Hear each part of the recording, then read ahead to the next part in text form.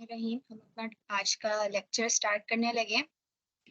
सही है। आज पता नहीं क्यों लोग कम क्यों है। 46 के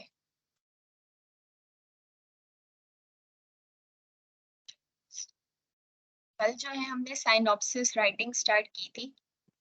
ठीक है, जिसमें हमने जो है डिस्कस किया था कि साइनॉप्सिस होता क्या है। उसके बाद हमने देखा था कि इंट्रोडक्शन कैसे लिखा जाता है, उसके क्या क्या स्टेप्स होते हैं। अप्रॉक्स मुझे लग रहा है किसी ने भी शायद नहीं लिखा इंट्रोडक्शन। मेरे पास सिर्फ एक इंट्रोडक्शन आया था, तो वो मैं आप लोगों से डिस्कस करती हूँ। बाकी न्यू कमर्स आज की मीटिंग में है कोई जो फर्स्ट लेक्चर ले रहे हैं?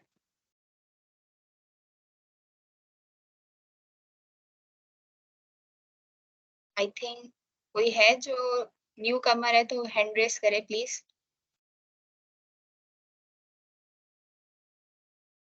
आई थिंक कोई भी नहीं है।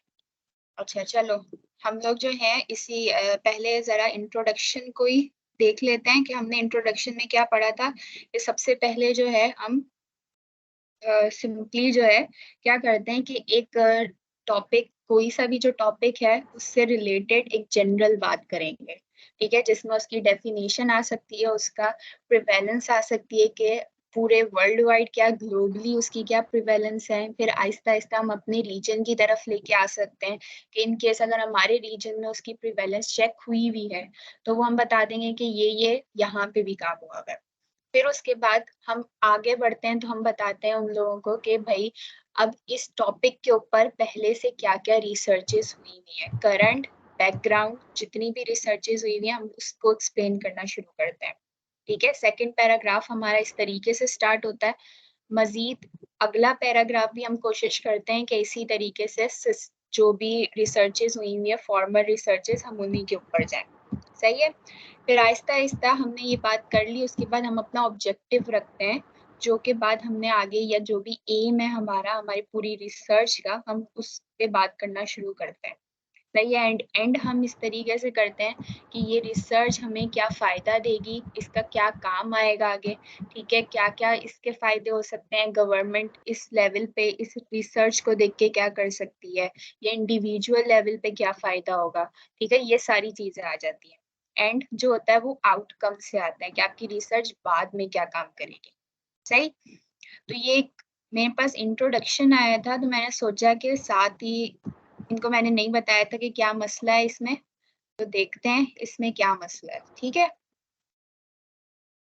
देखो स्टार्ट इन्होंने किया कि according to current British National Formulary recommendations, benzodiazepine should only be administered for a maximum of 4 weeks। ठीक है, अब यहाँ पे देखो गलती क्या है।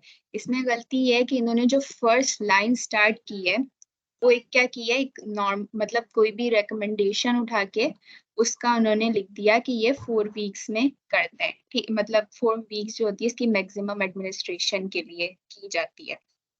इससे पहले बताना चाहिए था कि ये जो बेंजोडाइस्पिन है ये असल में है क्या चीज। सही है, ये है क्या चीज, इसका हमें थोड़ा बहुत इंट्रो पता होना चाहिए, क्योंकि अगर कोई इन केस कोई बंदा जो कि अभी प्री मेड वाला है, ठीक है, प्री मेडिकल वाले भी कुछ ना कुछ कभी कभी रिसर्चेस कर रहे होते हैं, तो उन्होंने अगर पढ़ना शुरू किया तो उनको नहीं पता चलेगा उस लेवल के ऊपर कि बेंजोडाइस्पिन है क्या चीज। ठीक है, तो शुरू के अंदर आपको बताना चाहिए था कि बेंजोडाइस्पिन जो है एक एंटी कन्वल्सेंट भी है, एंटी साइकोटिक भी है, ये ड्रग है, और ये जो है हम डिफरेंट डिजीजेस के लिए यूज करते हैं। फिर डिजीजेस के आगे नाम लिख सकते थे। ठीक है, तो थोड़ा सा बेंजोडाइस्पिन को पहले एक्सप्लेन करना चाहिए था, फिर उसके बाद ये वाली लाइन डाल सकते थे। क्या अब ये वाली जो लाइन है हमारी, ये वाली हम इसको यूज कर सकते हैं। लेकिन यहाँ पे फिर एक मसला ये होगा कि यहाँ पे इसका रेफरेंस नहीं है। ठीक है, ये बीएनएफ रिकमेंडेशन जो भी थी ये जहां से भी उठाई है, ठीक है, कहीं ना कहीं इसका रिकमेंडेशन की आपने डोज पढ़ी होगी कि ये चीज यहाँ पे लिखी है। ठीक है, तो यहाँ पे उसका रेफरेंस होना लाजमी था। फिर उसके बाद आगे चलते हैं। This poses a severe public health issue because there is evidence that long-term benzodiazepine use has negative physiological and neurological effects as well as extended withdrawal effects. अच्छा, दूसरी बात ये कि हम जो है इंट्रो वगैरह में कोशिश करते हैं कि एब्रीविएशंस ना यूज करें, ठीक है। इन केस अगर आपने स्टार्टिंग में भी लिख दिया एब्रीविएशंस का, लेकिन बाद में जो है उसको नहीं यूज करते, कोशिश करते हैं कि ना यूज करें, ठीक है। तो अगर BZ वगैरह का कहीं यूज किया है तो उसकी जगह प्रॉपर वर्ड होना चाहिए, ठीक है। हाइपरटेंशन के लिए, हम ब्लड प्रेशर के लिए यूजुअली BP हर जगह लिख देते हैं, तो BP नहीं लिखना, पूरा ब्लड प्रेशर लिखना है, सही है।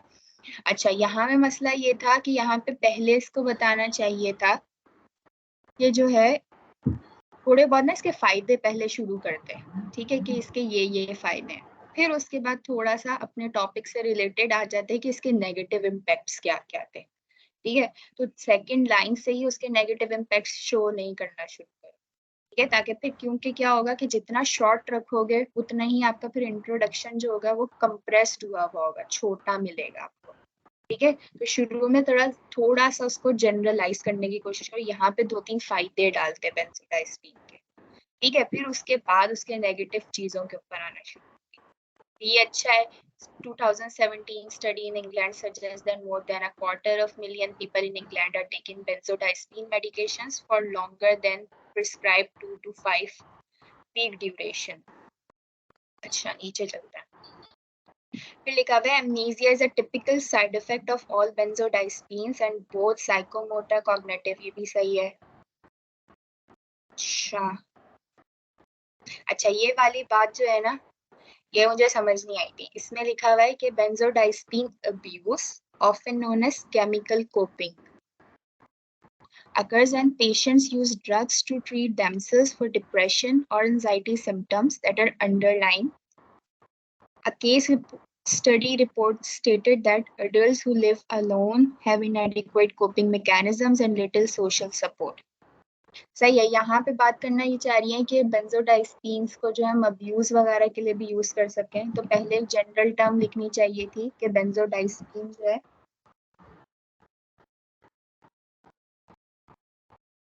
ठीक है, बेंजोडाइज़पीन जो है वो क्या कर रही है आपके पास कि बेंजोडाइज़पीन जो है वो आपके पास अब्यूज के तौर पे भी हम यूज कर सकते हैं, ठीक है। ये सारी चीज थोड़ी बहुत बतानी चाहिए थी। फिर उसके बाद ये लिखती कि इसके अब्यूज को बोलते क्या है, केमिकल कोपिंग बोलता है, ठीक है। फिर उसके अलावा कोई भी अगर उससे रिलेटेड अब्यूज के तौर पे आपको कोई रिलेटेड आर्टिकल पहले मिला तो वो उसके साथ शेयर कर सकते थे, ठीक है। फिर उसके बाद misuse of benzodiazepine is linked to a number of negative outcomes such as overdose, suicidal and risk-taking behavior, infectious disease, crime. सही है, ये वाली बात भी सही है।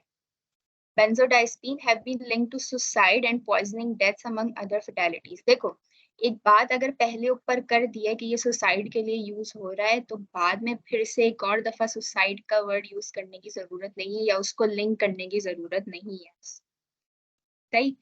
तो ये पॉइंट क्या है कि एक दफा अगर बात हो चुकी है तो रेफरेंस वहीं डाल दो, ठीक है, चाहे वो पॉइंट अलग अलग है, ठीक है। यहाँ पे सुसाइड का डाल सकते हो, साथ में ओवरडोज का अगर सपोज इन्फेक्शियस डिजीजेस से रिलेटेड कोई आर्टिकल मिला है तो यहाँ उसका भी रेफरेंस डाल सकते हो, ठीक है। अच्छा, आगे चलते हैं।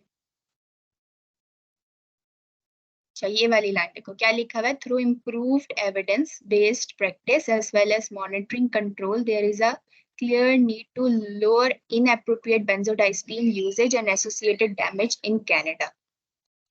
कनाडा की बात क्यों कर रही है, मतलब ये बात आपका ये वाला जो पॉइंट है ना वो इसलिए होना चाहिए था कि एंड में आप अपने इम्पैक्ट पे बात कर सकती थी कि इम्प्रूव्ड एविडेंस ऑन बेस्ड जो है प्रैक्टिस होनी चाहिए, मॉनिटरिंग कंट्रोल होनी चाहिए, लेकिन ये पाकिस्तान से रिलेटेड करनी चाहिए। ये अगर रेफरेंस के साथ कनाडा का वर्ड यूज किया है तो ये बात हमें क्या फायदा होगा कनाडा की ये चीज देखने से। ये लिख सकती हो कि कनाडा में ऐसा क्यों हुआ था कि उन्होंने ये वाली चीज जो है बोली है कि वहां पे ऐसा कंट्रोल होना चाहिए। तो इस जो भी आपने आर्टिकल जिसका भी रेफरेंस किया उसमें देखो कि कनाडा में ऐसा क्या हुआ था मसला, ठीक है, वो यहाँ पे स्पेसिफाई कर सकती हो। इनकेस ये वाली जो लाइन है कि हम इसको मॉनिटर करके कंट्रोल करके इसको कम करने की कोशिश करें, ये अपने हिसाब से अपने आउटकम में लिखोगी, ठीक। तो यहाँ पे अभी आपका अपना एम नहीं आया बेंजोडाइस्पीन का, अगर आप इस इतना सही है, ठीक है। अब इसको कंप्लीट अलग अलग पॉइंट्स में करने के बजाय ये तमाम जो चीज है इसको एक ही पैराग्राफ में करो, ठीक है। ये वाली लाइन हटा देना, यहाँ तक इसको एक ही पैराग्राफ में करो, ठीक है। और कोशिश करो कि जहां जहां ये एक्स्ट्रा लाइन है, जैसे ये वाली हो गई, ठीक है, यहाँ पे अदर फर्टेलिटीज वाली ये वाली लाइन लिखी है, ये भी वैसे क्योंकि आपने सुसाइड ऊपर लिख चुकी हो तो इसकी जरूरत नहीं है, तो ये हटा ही देना ये पैराग्राफ, सही है। तो यहाँ से लेके यहाँ तक ये एक ही में करो, ठीक है। मजीद और इस पे रिसर्च करो, ठीक है, और एक और पैराग्राफ बनाओ जो भी बैकग्राउंड स्टडीज है उनका, सही है। फिर उसके बाद जो है कोशिश करो कि जो दूसरा बैकग्राउंड स्टडीज वाला टॉपिक होगा उसको बेंजोडाइस्पीन से मिलाने की कोशिश करो इन कॉग्निटिव फंक्शंस या मेंटल हेल्थ से रिलेटेड, ठीक है। जब इन दोनों को मिल जाएगा तो फिर आगे आके अपना जो भी टॉपिक होगा उसको शो करना, ठीक है। ये वाली चीज है। अच्छा, इसके टाइटल को भी हमने थोड़ा सा चेंज किया है। इसमें हमने ये किया है कि the impact of long term benzodiazepines in diabetic patients कर दिए, ठीक है। तो ये क्या करेंगी कि पहले जो है अगर ये बेंजोडाइस्पीन्स का जो है इन्होंने थोड़ी बहुत मेंटल हेल्थ से रिलेटेड करके थोड़ा बहुत शो करें, फिर उसके बाद बेंजोडाइस्पीन की अगर किसी और कोमॉर्बिडिटीज के साथ जो है लिंक शो हुआ हुआ है किसी रेफरेंस में, सपोज किसी हाइपरटेंसिव लोगों के साथ हुआ हुआ है तो वो शो कर दें, कोई एस्थमा के पेशेंट्स के साथ हुआ हुआ है, ठीक है। तो 2-3 रिसर्चेस उनसे रिलेटेड करो कि कोमॉर्बिडिटीज के साथ इसका लिंक हमने देखा है और वो उनको मजीद बढ़ाती हैं या कम करती हैं, जो भी उसका इफेक्ट है वो। फिर आहिस्ता आहिस्ता लिखो कि अब जो इस स्टडी का एम ये है कि ये डायबिटीज के पेशेंट्स में देख रही है, क्योंकि डायबिटीज बहुत कॉमन है। थोड़ा बहुत डायबिटीज की 1-2 लाइन लिखना, फिर लिखना कि अब इसलिए जो है हम बेंजोडाइस्पीन को डायबिटिक पेशेंट्स में चेक करने की कोशिश करें, सही। और फिर उसके बाद इन द एंड अपना आउटकम शो करना है कि क्या फायदा होगा। उसमें ये लिख सकते हो कि पहले ही डायबिटिक पेशेंट्स जो हैं वो ऑलरेडी बहुत सारी मेडिकेशंस में होते हैं, ठीक है।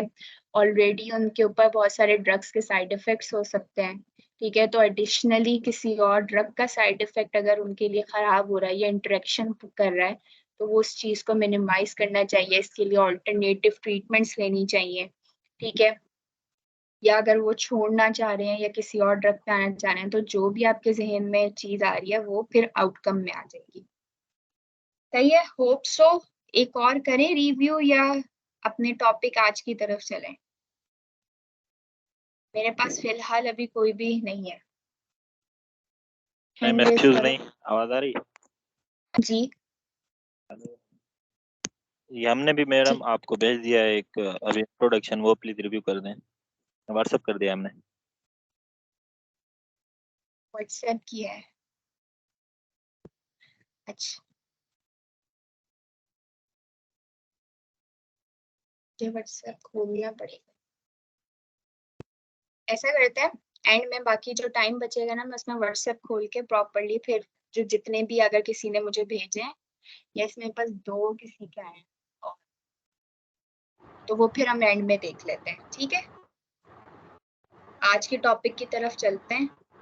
अच्छा मुझे बताओ अभी जो मैंने जिसका टॉपिक डिस्कस किया है, जिसका इंट्रोडक्शन देखा उसको समझ में आया कुछ? प्लीज हैंड रेज कर दो अगर हो तो।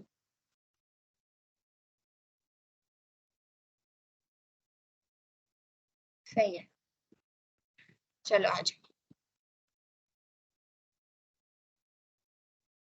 हम साइनॉप्सिस से इंट्रोडक्शन राइटिंग से आगे बढ़ रहे हैं, जिसके बाद रेशनल था। रेशनल में जस्ट आपने जो भी रीजंस होते हैं, जो भी आप उसको लॉजिकली एक्सप्लेन करने की कोशिश करते हो वो चीज आ जाती है।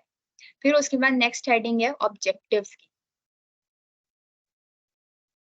ठीक है। ऑब्जेक्टिव में क्या होता है?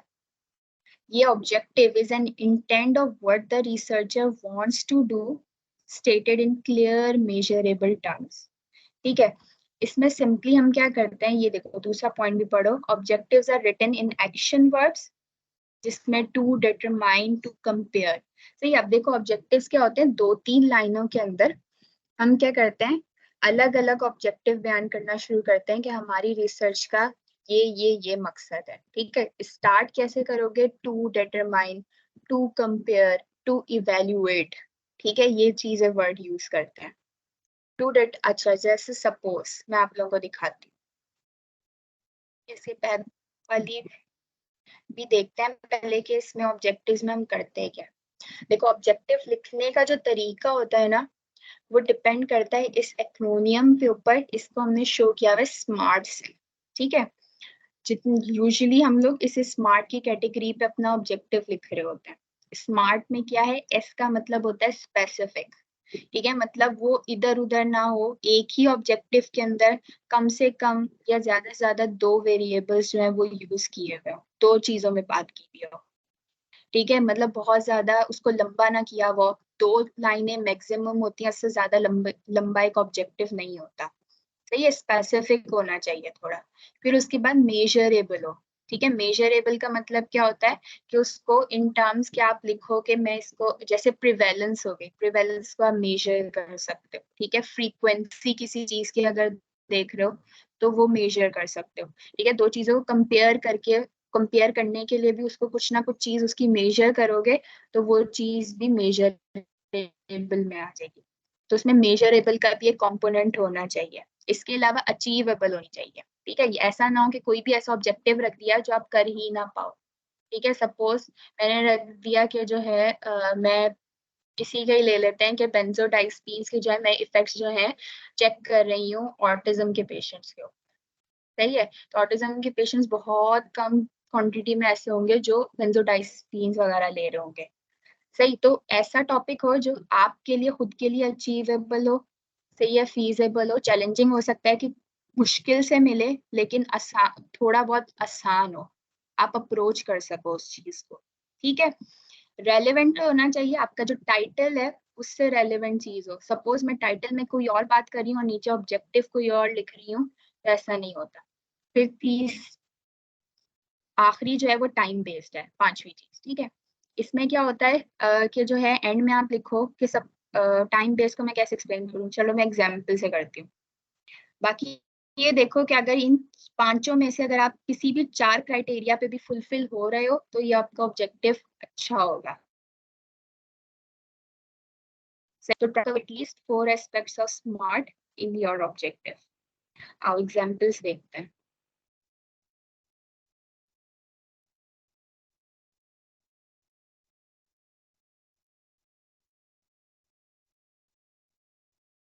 इसमें मैंने सिर्फ एक ऑब्जेक्टिव लिखा, आप देखो स्टार्ट मैंने किससे किया है? टू असेस से, ठीक है।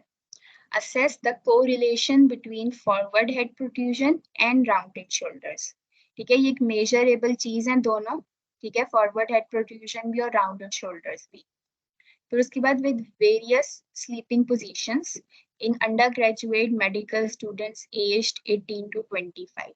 देखो, जो टाइम बाउंड वाली चीज है ना वो ये आ गई, मैंने ये चीज डाली है, सही है, कि मैंने टाइम बाउंड कर दिया या एज बाउंड कर दी कि इतना से इतनी चीज मुझे चाहिए, एक स्पेसिफिक टाइम या एक स्पेसिफिक एज वाली चीज है, सही है। तो क्या किया मैंने? असेस टू असेस या टू कंपेयर वाली चीज से स्टार्ट किया। उसके बाद देखो पहली चीज स्पेसिफिक है, छोटा है, टू लाइंस का है, बात समझ में आ रही है क्लियरली, मेरा जो टाइटल है वो एक्सप्लेन हो रहा है।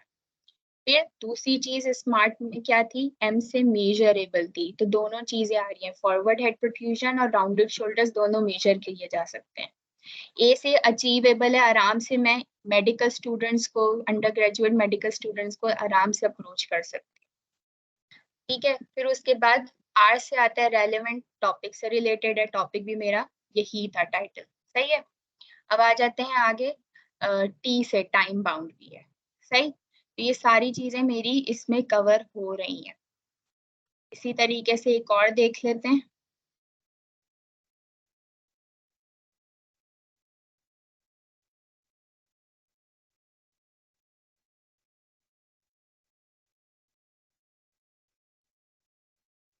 अच्छा, इसको भी देखो मैंने कैसे स्टार्ट किया, टू डिटरमाइन से, ठीक है। फिर उसके बाद क्या है? प्रिवेलेंस, ये मेजरेबल चीज है, ठीक है। प्रिवेलेंस आप किसी भी चीज की मेजर कर सकते हो। Of highest at risk occupational groups to develop mental health illness and substance use disorders. ठीक है, अब इसमें मेरे पास टाइम बाउंड वाली चीज नहीं है, लेकिन बाकी चीजें जो 4 चीजें हैं वो फुलफिल हो रही हैं कि मेजरेबल भी है, रेलेवेंट भी है, स्पेसिफिक भी है। ठीक है, तो तकरीबन आपकी 4 चीजें उसमें होनी चाहिए।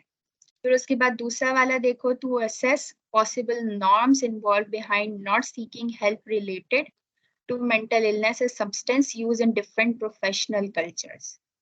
ठीक है, ये बात भी समझ में आ रही है कि असेस ये वाला वर्ड यूज हो गया। फिर उसके बाद मेजरेबल में ये चीज आ सकती है कि मैं लोगों से पूछ सकती हूँ कि आप इस चीज को मैं एक्सप्लेन आउट आगे कर सकती हूँ। ठीक है, फिर उसके बाद सब्सटेंस यूज को देख सकती हूँ, ये मेजरेबल चीज है। ठीक है, तो उसके बाद ये आपके पास जो है प्रोफेशनल कल्चर्स मेरे लिए बहुत इजीली अप्रोचेबल है, तो फीजेबल चीज है ये मेरे लिए। ठीक है, इसमें भी टाइम बाउंड वाली चीज मैंने शो नहीं की हुई, तो वो ऐसा कोई मसला नहीं है। एक लिख के भी दिखाती हूँ, सही है। तो हमने कल एक टॉपिक चूज किया था, association of gender and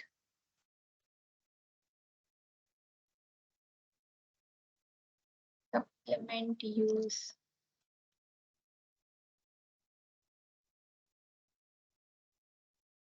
hypertension.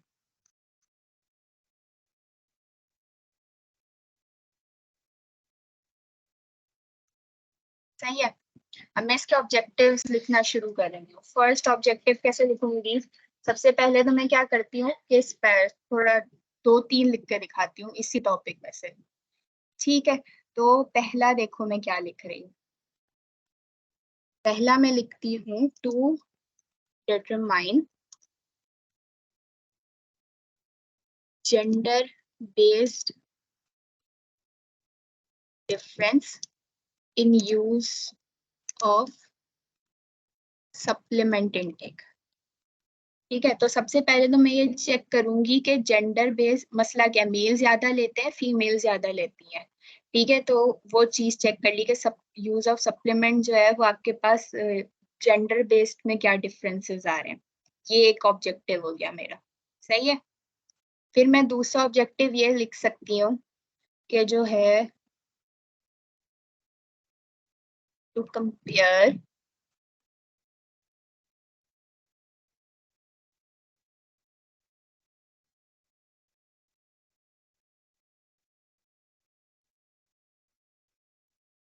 हाँ ये लिख सकते हैं, चलो टू कंपेयर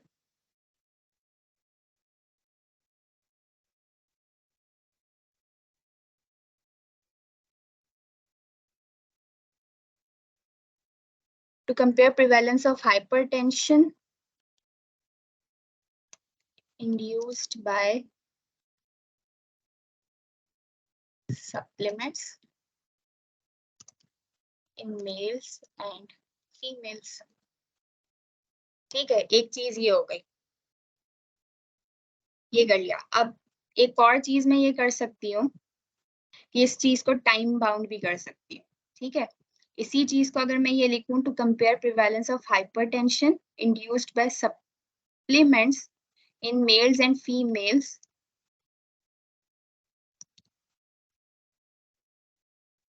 कैसे कर सकते हैं, hypertension in males and females, ठीक है, who are taking supplements for 1 year। ठीक है, तो अब मैंने क्या किया कि वो लोग जो कि क्या है 1 साल से सप्लीमेंट यूज कर रहे हैं, ठीक है, मैंने सिर्फ उन लोगों को ले लिया, तो ये मैंने एक स्पेसिफिक टाइम बाउंड कर दिया है। ठीक है, तो इस तरीके से ये ऑब्जेक्टिव्स तैयार होते हैं, होपफुली समझ में आ गए होंगे सबको। अब नेक्स्ट चलते हैं अगले। इसके बाद आती है टाइम ऑपरेशनल डेफ। जी, तो टाइम बेस्ड बताया है, तो क्या ये टाइटल में नहीं आना चाहिए? मतलब कोई फर्क तो नहीं पड़ेगा अगर ये ऑब्जेक्टिव में लिखते हैं और टाइटल में ना लिखा? कोई फर्क नहीं पड़ेगा, ऐसा नहीं कर पड़ता कोई भी फर्क। क्योंकि देखो अगर यहाँ पे लिखोगे तो साथ में नीचे अगर हम और आगे पढ़ेंगे सिलेक्शन टेक्निक्स, जिसके अंदर इंक्लूजन और एक्सक्लूजन आती है, तो वहां पे भी आप डाल सकते हो। तो ऐसा जरूरी नहीं है कि टाइम वाली चीज आपके टाइटल में लाजमी हो। सही।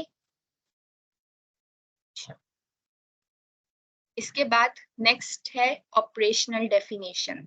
ठीक है, ऑपरेशनल डेफिनेशन मैंने कल भी थोड़ा सा ओवरव्यू दिया था कि ये एक स्टैंडर्ड डेफिनेशन होती है जितने भी वेरिएबल्स, जितने भी कीवर्ड्स हम अपनी पूरी रिसर्च में यूज करते हैं। ठीक है, जो कि थोड़े जिन पे हम मेजर हमारा रिसर्च की टॉपिक का पूरा चल रहा होता है ना, कि ये मेन 2-3 चीजें जिस पे हम बात कर रहे हैं, उस पे हम एक डेफिनेशन लिखते हैं ताकि सबको अंदाजा हो जाए कि भाई मेरे हिसाब से जो है, सपोज कि अगर डायबिटीज है तो कुछ लोग समझ रहे होंगे कि मैं फास्टिंग की रेंज से देख रही हूँ कि फास्टिंग अगर जो है 100 होगी तो जो है मैं 100 से अबव होगी तो मैं उनको डायबिटिक बोल रही हूँ। ठीक है, कुछ लोगों के जहन में ये होगा कि मैं रैंडम वाली ले रही हूँ, कि रैंडम वाली अगर 160 से ज्यादा की होगी तो मैं उनको डायबिटीज दे रही हूँ।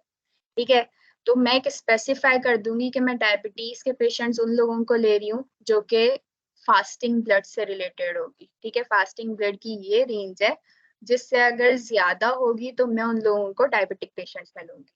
ठीक है, या और क्या हो सकता है कि मैं उनको ये A1C के लेवल्स चेक करूंगी, अगर 6.5 से ज्यादा हुए तो फिर मैं उन लोगों को जो है वो डायबिटिक्स डिक्लेयर करूंगी, वरना मेरी रिसर्च के मुताबिक अगर कोई इससे कम का होगा तो वो नहीं होगा। तो मैंने स्पेसिफाई कर दिया कि मैं डायबिटीज की डेफिनेशन अपनी रिसर्च में क्या यूज कर रही हूँ। सही है।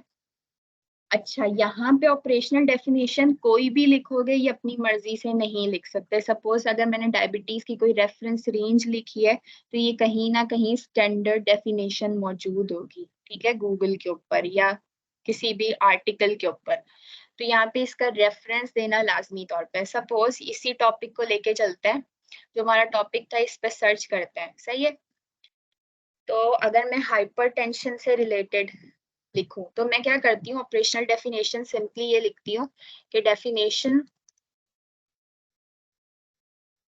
ऑफ हाइपरटेंशन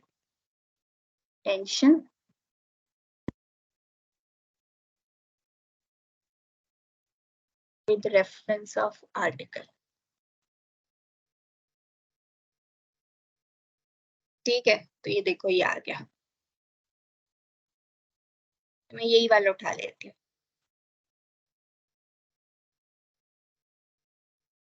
तो ये हाइपरटेंशन और high blood pressure is defined as abnormally high arterial blood pressure according to the Joint National Committee. Normal blood pressure is a systolic BP less than 120 and diastolic BP greater than 80. ठीक है, ये बहुत अच्छी लिखी हुई है, ये मैंने यहाँ से कॉपी की। सिलेक्ट करूंगा। ठीक है, कॉपी हो गया, मैंने यहाँ पे लाके इसको पेस्ट किया। सही है, अब यहाँ पे जो भी उस आर्टिकल का रेफरेंस होगा वो आप लोगों को पता है कैसे करते हैं रेफरेंसिंग। ठीक है, वो आप वहां पे उस तरीके से रेफरेंस कर सकते हो आराम से। सही, नेक्स्ट आगे चलते हैं। समझ में आ गया। इसी तरीके से मेरे टॉपिक के अंदर हाइपरटेंशन मेन एक कीवर्ड था, इसके अलावा जो है सप्लीमेंट यूज था कीवर्ड। अब सप्लीमेंट यूज जो है किसी के हिसाब से ये होगा कि भाई प्रोटीन शेक्स होते हैं सप्लीमेंट, किसी के हिसाब से होगा मल्टीविटामिन्स होते हैं, किसी के हिसाब से होगा कि कोई ड्रग्स वगैरह हम लोग ले रहे हैं। ठीक है, तो ये सारी डिफरेंट डिफरेंट सबके सप्लीमेंट यूज के होंगे, तो मैं एक स्पेसिफिक उसकी डेफिनेशन कर दूंगी कि सप्लीमेंट यूज से मुराद जो है कि कोई भी ड्रग हो सकती है, कोई भी लिक्विड फॉर्म हो सकती है जो कि in the form of multivitamins है, या कोई भी ऐसी चीज जो हमारी स्ट्रेंथ बढ़ा रही है उसको मैंने सप्लीमेंट यूज में डाल दिया। सही है, इसके अलावा और मेरे टाइटल में क्या बनता है जिसकी मैं स्टैंडर्ड डेफिनेशन लिख सकती। ठीक है, हाइपरटेंशन हो गया, सप्लीमेंट यूज हो गया, जेंडर की मैं नहीं लिख सकती, उसका कोई फायदा नहीं है, क्या लिखूं। ठीक है, जिनका भी कोई मकसद नहीं है, तो फिलहाल जो मेरे कीवर्ड्स हैं वो हाइपरटेंशन और सप्लीमेंट यूज ही है। ठीक है, तो मैं इन दोनों की लाजमी लिखूंगी। अच्छा, मैं वैसे एक और बताती हूँ कि मैंने पहले यहाँ पे क्या लिखा।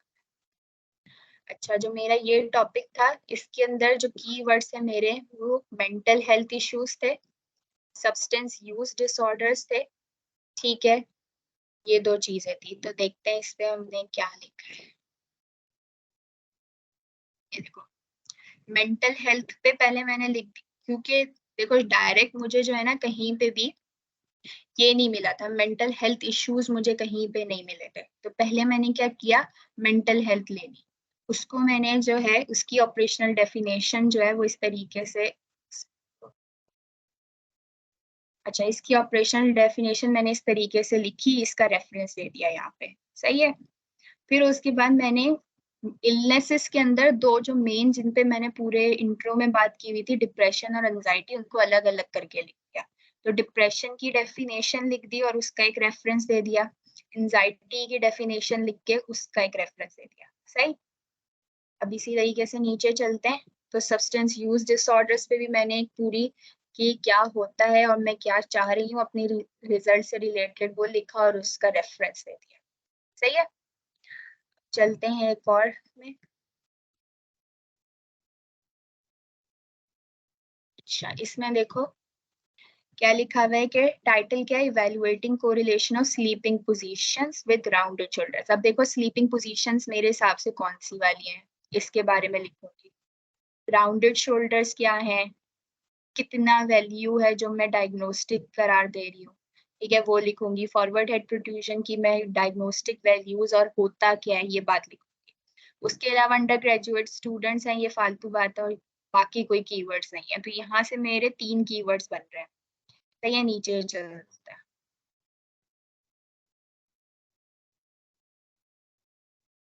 ये ऑपरेशनल डेफिनेशन में सबसे पहले मैंने राउंडेड शोल्डर्स को एक्सप्लेन किया, उसकी डेफिनेशन लिखी, साथ में एक मैंने डाल दिया रेफरेंस, ठीक है। डेफिनेशन इन केस अगर कोई ऐसी चीज है जिसको मेजर करके उसकी वैल्यू डायग्नोस्टिक वाली होनी चाहिए, तो वो लाजमी तौर पे ऑपरेशनल डेफिनेशन पे लिखी हुई हो, सही है। सपोज पहले मैंने डायबिटीज वाले का बताया था, बीपी वाले में मैंने आपको डायग्नोस्टिक वैल्यू निकाल के दिखाई थी, सही है। तो ये राउंडेड शोल्डर्स की भी एक डायग्नोस्टिक वैल्यू होती है, मैंने यहाँ लिखी हुई है। थोड़ा अपने साइनॉप्सिस को अच्छा करने के लिए मुझे इससे रिलेटेड एक पिक्चर मिली थी, वो भी मैंने यहाँ पेस्ट की है। अब अगर कोई पिक्चर्स वगैरह भी एडिशनल ऐड कर रहे हो, कोई टेबल इसके हिसाब से ऐड कर रहे हो, तो उसका भी रेफरेंस होता है, ठीक है। वो वैंकूवर में नहीं होगा, सिंपल सी जो भी आपकी गूगल का जो भी यूआरएल होगा वो आप सिंपली यहाँ रेफरेंस में डाल देते हैं, सही है।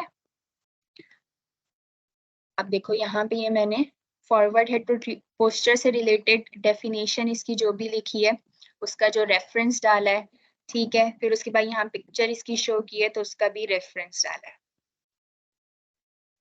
थोड़ा और मजीद प्यारा करने के लिए जो है मैंने एक टेबल भी डाल दिया कि सबको अगर दूर से भी कोई चाह रहा है कि वैल्यूज देख ले तो वो ऐसे भी देख सकता है, ठीक है, अगर डेफिनेशन सही से नहीं पढ़ी जा रही। फिर स्लीपिंग पोजीशन से रिलेटेड मैंने अपनी तरफ से जो मैं अपनी रिसर्च के अंदर डालना चाह रही थी कि ये पोजीशंस मैं लिख रही हूँ, ये सारी पोजीशंस तकरीबन 6 पोजीशंस मैंने इसमें डिफाइन की दी है, सारी अलग अलग, ठीक है। तो इनकेस अगर आपका कोई कीवर्ड है और उसकी भी सब चीजें आपको मिलती हुई नजर आ रही हैं कि इसकी भी सब हेडिंग्स बन सकती हैं, तो सब हेडिंग्स बना के उनकी भी डेफिनेशंस आप लिखोगे, सही। देखो ये भी पिक्चर के साथ जो है मैंने अपलोड किया है।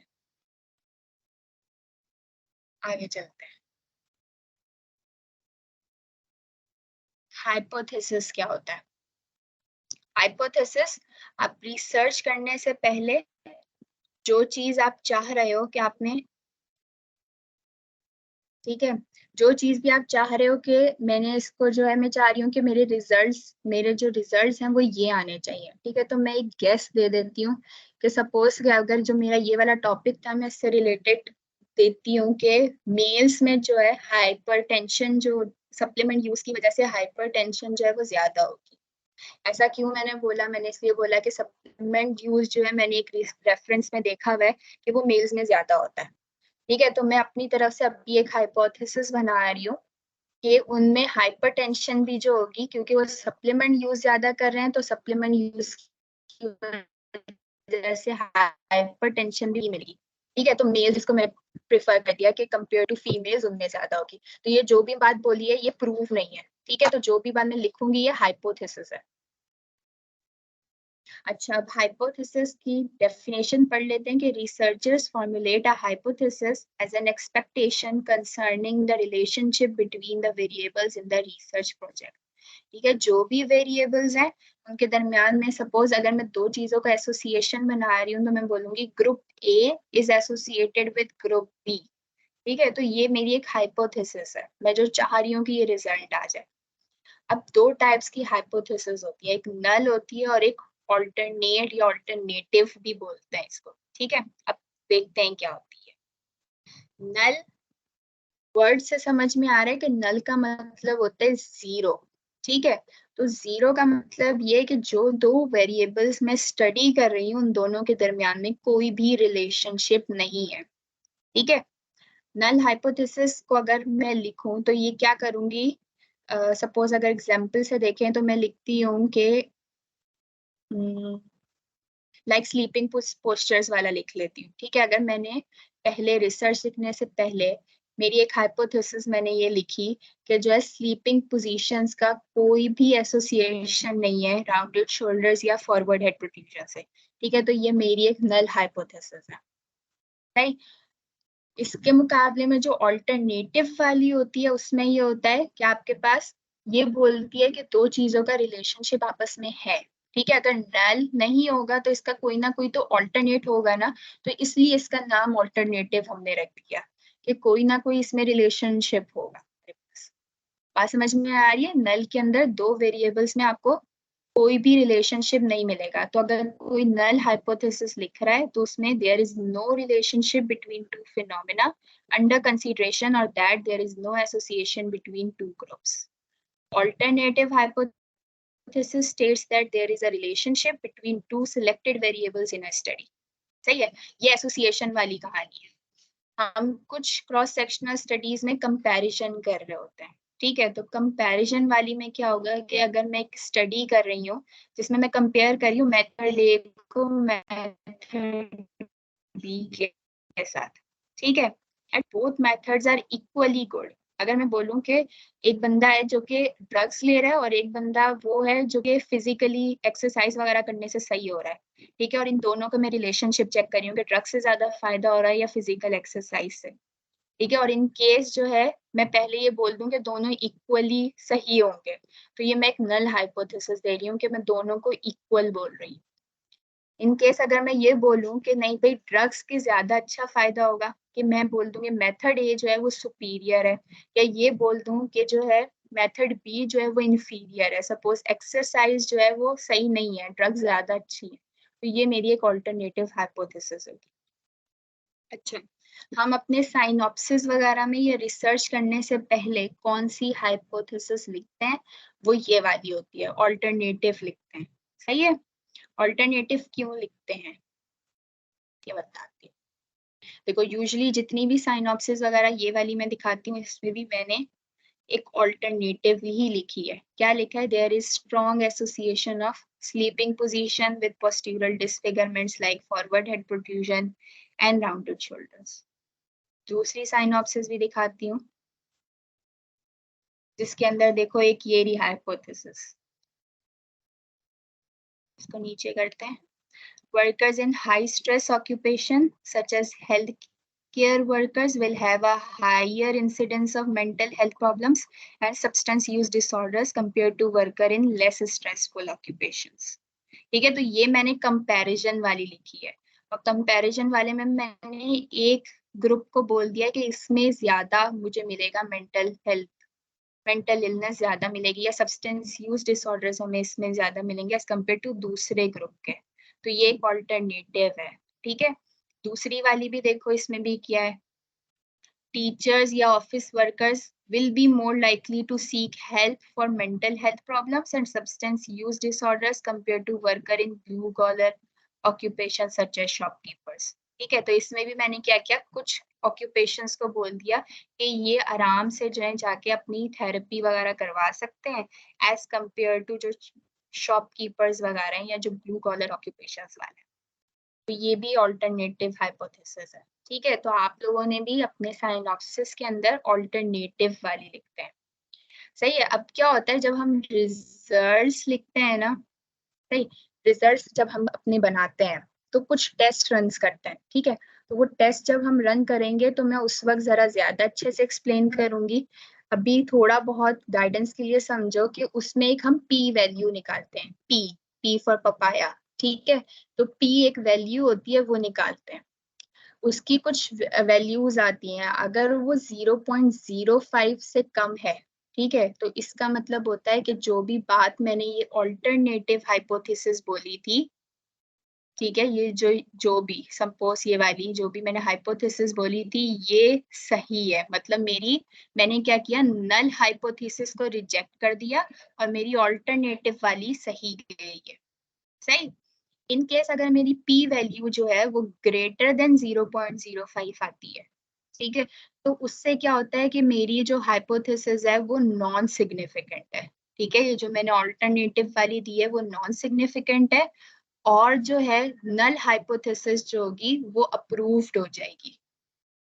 समझ आ रहा है? अगर ये ऑल्टरनेट रिजेक्ट हुई तो जाहिर सी बात है कि जो नल वाली होगी वो अप्रूव होगी।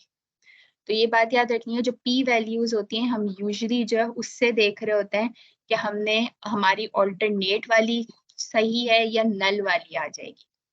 जो रिसर्चर्स होते हैं वो क्या करते हैं, हमेशा ओपोज करने की कोशिश करते हैं नल हाइपोथेसिस को।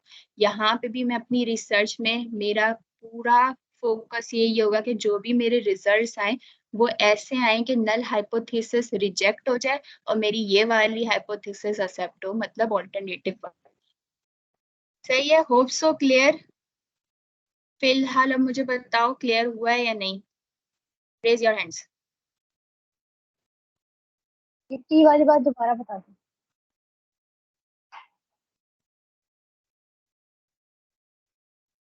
ये वाली बात, अच्छा अच्छा, मैं ये बोल रही थी कि देखो ये दो तरह की हाइपोथेसिस हैं, ठीक है। जो हम अपनी साइनॉप्सिस में लिखते हैं वो ये ऑल्टरनेटिव वाली लिखते हैं, सही है, जिसमें हम बोलेंगे कि यार इन दो वेरिएबल्स की या तो एसोसिएशन है, या ये बोलेंगे कि कोई एक ग्रुप जो है वो दूसरे के मुकाबले में अच्छा है या कम है, ठीक है, इक्वल नहीं बोलेंगे। ये मेरी ऑल्टरनेटिव हाइपोथेसिस है। अब मैं इस रिसर्च के लिए मैं कुछ रिजल्ट्स निकालूंगी, ठीक है। सपोज मैंने डेटा कलेक्शन की, मेरे पास रिजल्ट्स आ गए, मैंने एक SPSS सॉफ्टवेयर होता है उसके अंदर मैंने वो रिजल्ट्स डाले, कुछ टेस्ट रन किए, और मेरे पास कुछ टेस्ट रन करने के बाद एक टेस्ट होता है जिसकी एक वैल्यू आती है पी के नाम से, पी वैल्यू उसको बोलते हैं, ठीक है। पी वैल्यू की एक स्पेसिफिक रेंज होती है जो कि 0.05 है, एक स्पेसिफिक कट ऑफ वैल्यू है, ठीक है, 0.05। हम देखते हैं कि अगर वो 0.05 से नीचे होगी ना, कम होगी वैल्यू अगर आ रही है हमारी, तो इसका मतलब ये है कि जो मेरी ऑल्टरनेटिव हाइपोथेसिस है वो बिल्कुल सही है, जो मैंने खुद अपनी बनाई है वो बिल्कुल सही है, और मैं जो नल हाइपोथेसिस है ना मैं इसको रिजेक्ट कर रही हूँ, सही है। तो मैं अपने रिजल्ट्स में लिखूंगी कि मेरी पी वैल्यू जो है वो 0.05 से कम आई है, जो कि क्या है, सिग्निफिकेंट वैल्यू है। सिग्निफिकेंट का मतलब क्या होता है, सही वैल्यू है, ठीक है। तो मैं अपनी ऑल्टरनेटिव हाइपोथेसिस जो है वो यहाँ पे सही होती है और नल हाइपोथेसिस को मेट कर रही है, सही। इन केस अगर मेरी पी वैल्यू, मैं चाहते हुए भी कि मेरी ऑल्टरनेटिव वाली आनी चाहिए, लेकिन क्या होता है कभी कभार नहीं आती, बहुत से केसेस ऐसे होते हैं जिसमें नहीं आती, तो पी वैल्यू अगर ग्रेटर देन 0.05 आई है तो इसका मतलब क्या है कि वो नॉन सिग्निफिकेंट है। नॉन सिग्निफिकेंट का मतलब कि मेरी ऑल्टरनेटिव हाइपोथेसिस अब यहाँ पे हो गई है रिजेक्ट, और अब मुझे माननी पड़ेगी नल हाइपोथेसिस, सही है। तो इस तरीके से अब फिर मैं लिखूंगी रिजल्ट्स में कि पी वैल्यू ग्रेटर देन 0.05 आई है, जिसकी वजह से ऑल्टरनेटिव हाइपोथेसिस मेरी रिजेक्ट हुई है और I am accepting null hypothesis, ये वाली चीज आती है, सही है। ओके, अब एक हाइपोथेसिस मैं आप लोगों को लिख के भी दिखा देती हूँ इस ही टॉपिक से related, association of gender and supplement used. तो ये मैंने आप लोगों को वैसे भी बता दिया है, वैसे ही पहले भी बता चुकी हूँ कि क्या बोला है मैंने, हाइपोथेसिस क्या निकाली कि male gender is more associated with hypertension, supplement use induced hypertension as compared to female gender, ठीक है, ये मेरी हाइपोथेसिस है। अब मैं अपनी रिसर्च करूंगी, उसका क्या रिजल्ट आता है क्या नहीं आता, उस हिसाब से फिर देखेंगे। ठीक, आगे चलते हैं। जरूरी नहीं है कि आपकी रिसर्च के रिजल्ट जो हैं वो अल्टरनेटिव वाले ही हों। ठीक है, बहुत सारी रिजल्ट्स नहीं आते ऐसे। मटेरियल्स एंड मेथड्स के ऊपर अब आ जाते हैं, बिल्कुल आखिरी वाली बातें। अच्छा, सबसे पहले स्टडी डिजाइन, ये आप लोगों को सबको पता है। फिलहाल हम सब जो है वो क्रॉस सेक्शनल कर रहे हैं। इसके बाद आगे चलते हैं तो स्टडी सेटिंग है। ठीक है, स्टडी सेटिंग में आप वो प्लेस लिखते हो जहाँ पे आप अपना काम करने लगे हो। ठीक है, जहाँ पे आपका डेटा कलेक्ट होगा आप वो वाली जगह लिखते हो। सही है। सपोज मैं जेपीएमसी में अगर काम कर रही हूँ तो मैं जेपीएमसी मेंशन करूंगी। ठीक है, टर्शी केयर हॉस्पिटल। और उसके डिपार्टमेंट में अगर करना चाह रही हूँ तो मैं लिखूंगी डायबिटिक क्लिनिक या मेडिसिन वार्ड ऑफ जेपीएमसी, जो भी डिपार्टमेंट है उसका वो लिखूंगी। या इन केस अगर कोई किसी लैब के अंदर काम कर रही हूँ तो डायग्नोस्टिक लैब ऑफ जेपीएमसी करके इस तरीके से पूरी स्टडी सेटिंग बना। क्या लिखूंगी? This research will be taken in JPMC hospital in diabetic ward और medicine ward, कुछ भी। सही। एग्जाम्पल इसकी भी साथ साथ देख लेते हैं। देखो यहाँ स्टडी डिजाइन के अंदर मैंने क्रॉस सेक्शन क्वेश्चन या बेस्ड क्रॉस सेक्शनल स्टडी लिखा है। उसके बाद सेटिंग जो है वो मेरी जिन्ना सिंध मेडिकल यूनिवर्सिटी कराची पाकिस्तान, ये है मेरी सेटिंग। सही है। अब यहाँ पे आ जाओ तो यहाँ पे भी देखो, ज्यादा नीचे चला, क्या है कि ये भी cross sectional study, it will be a cross sectional study. और स्टडी सेटिंग में क्या, this study will be conducted on general population of Karachi Pakistan. सही है, होप सो समझ में आ गया होगा। आगे चलते हैं। फिर उसके बाद स्टडी ड्यूरेशन। ठीक है, स्टडी ड्यूरेशन क्या होता है? यूजुअली हम ये लिखते हैं कि साइनॉप्सिस का अप्रूवल होने के 6 महीने बाद तक की हमारी स्टडी ये चलेगी। ठीक है, तो एक्सपेक्टेड टाइम आपको बताना होता है। आपको ये नहीं है कि पूरे पूरे 3-4 साल आप एक ही रिसर्च को लेके बैठे रहो। ठीक है, तो एक टाइम पीरियड आपको देना पड़ता है कि मेरा टाइम ड्यूरेशन जो इस रिसर्च का होगा वो इतना होगा। ठीक है, तो आप 1 साल भी लिख सकते हो, 6 महीने भी लिख सकते हो, तो 6 मंथ्स इनफ होते हैं। तो यूजुअली हम लोग यही लिखते हैं। फिर उसके बाद आ जाता है स्टडी पॉपुलेशन। स्टडी पॉपुलेशन में स्पेसिफाई करना होगा कि अडल्ट अगर ले रहे हैं तो उसकी एज क्या है। ठीक है, अगर यंग पीपल ले रहे हैं, ये यंगस्टर्स ले रहे हैं तो उनकी एज ये से ये होगी। ठीक है, या सिर्फ कराची की पॉपुलेशन ले रहे हैं तो उस वक्त के हिसाब से कराची की सेंसस के मुताबिक क्या पॉपुलेशन है वो स्पेसिफाई करनी पड़ेगी। ठीक है, तो स्टडी पॉपुलेशन जिस पे आप काम कर रहे हो, टारगेट पॉपुलेशन उसको मेंशन करेंगे। सही। फिर उसके बाद है सैंपल साइज और सैम्पलिंग टेक्निक। ये दोनों टॉपिक्स जो हैं वो इंशाल्लाह कल के होंगे। ठीक है, जिसमें आप लोगों को सैंपल साइज, देखो सैंपल साइज ये होता है, कुछ नंबर्स होते हैं कि आपने इतने जो है सैंपल कलेक्ट करने हैं। ठीक है, सपोज 300 है, 400 है, 400 तो बहुत ज्यादा हो जाएंगे, 200, 300, कोशिश करते हैं 300 या 350 तक रखें। ठीक, तो जो भी सैंपल साइज कैलकुलेट करने का तरीका होता है वो इंशाल्लाह कल देखेंगे। वो एक सॉफ्टवेयर के थ्रू होता है, कैसे करते हैं, क्या चीज उसमें डालते हैं, वो सब कल देखेंगे। इसके अलावा सैम्पलिंग टेक्निक्स क्या क्या होती हैं। ठीक है, ये सैम्पलिंग टेक्निक्स भी इंशाल्लाह कल देखेंगे कि क्या क्या होती हैं इसमें। अब आ जाते हैं सैंपल सिलेक्शन के अंदर। ठीक है, वो बात जो कि इंक्लूजन और एक्सक्लूजन में आप लिख सकते हैं।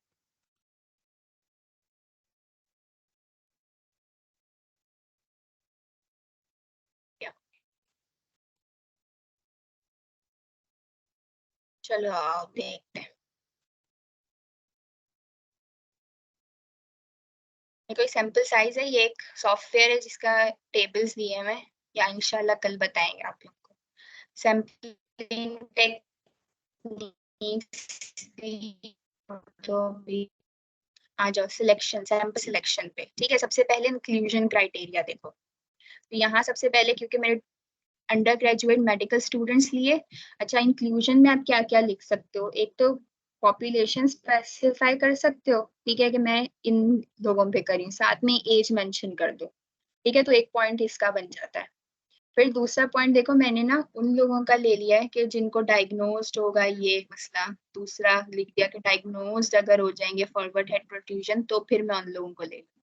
तो अगर इनकेस अगर कोई डायबिटीज पे कर रहा है तो वो ये लिख सकता है कि people diagnosed with diabetes from इतने साल के जो है, अगर 5 साल के अंदर अंदर वाले ले रहे हो तो स्पेसिफाई कर दोगे कि सिर्फ 5 साल वाले ही मैं ले रहा हूँ, ठीक है। इसी तरीके से हाइपरटेंशन में भी अगर कर रहे हैं तो नोन केस ऑफ हाइपरटेंशन होगा, ठीक है। इसके अलावा और लिख सकते हो पॉइंट के known case of hypertension with in 5 months या 1 year, जो भी आप टाइम ड्यूरेशन लिखना चाहो वो लिख सकते हो।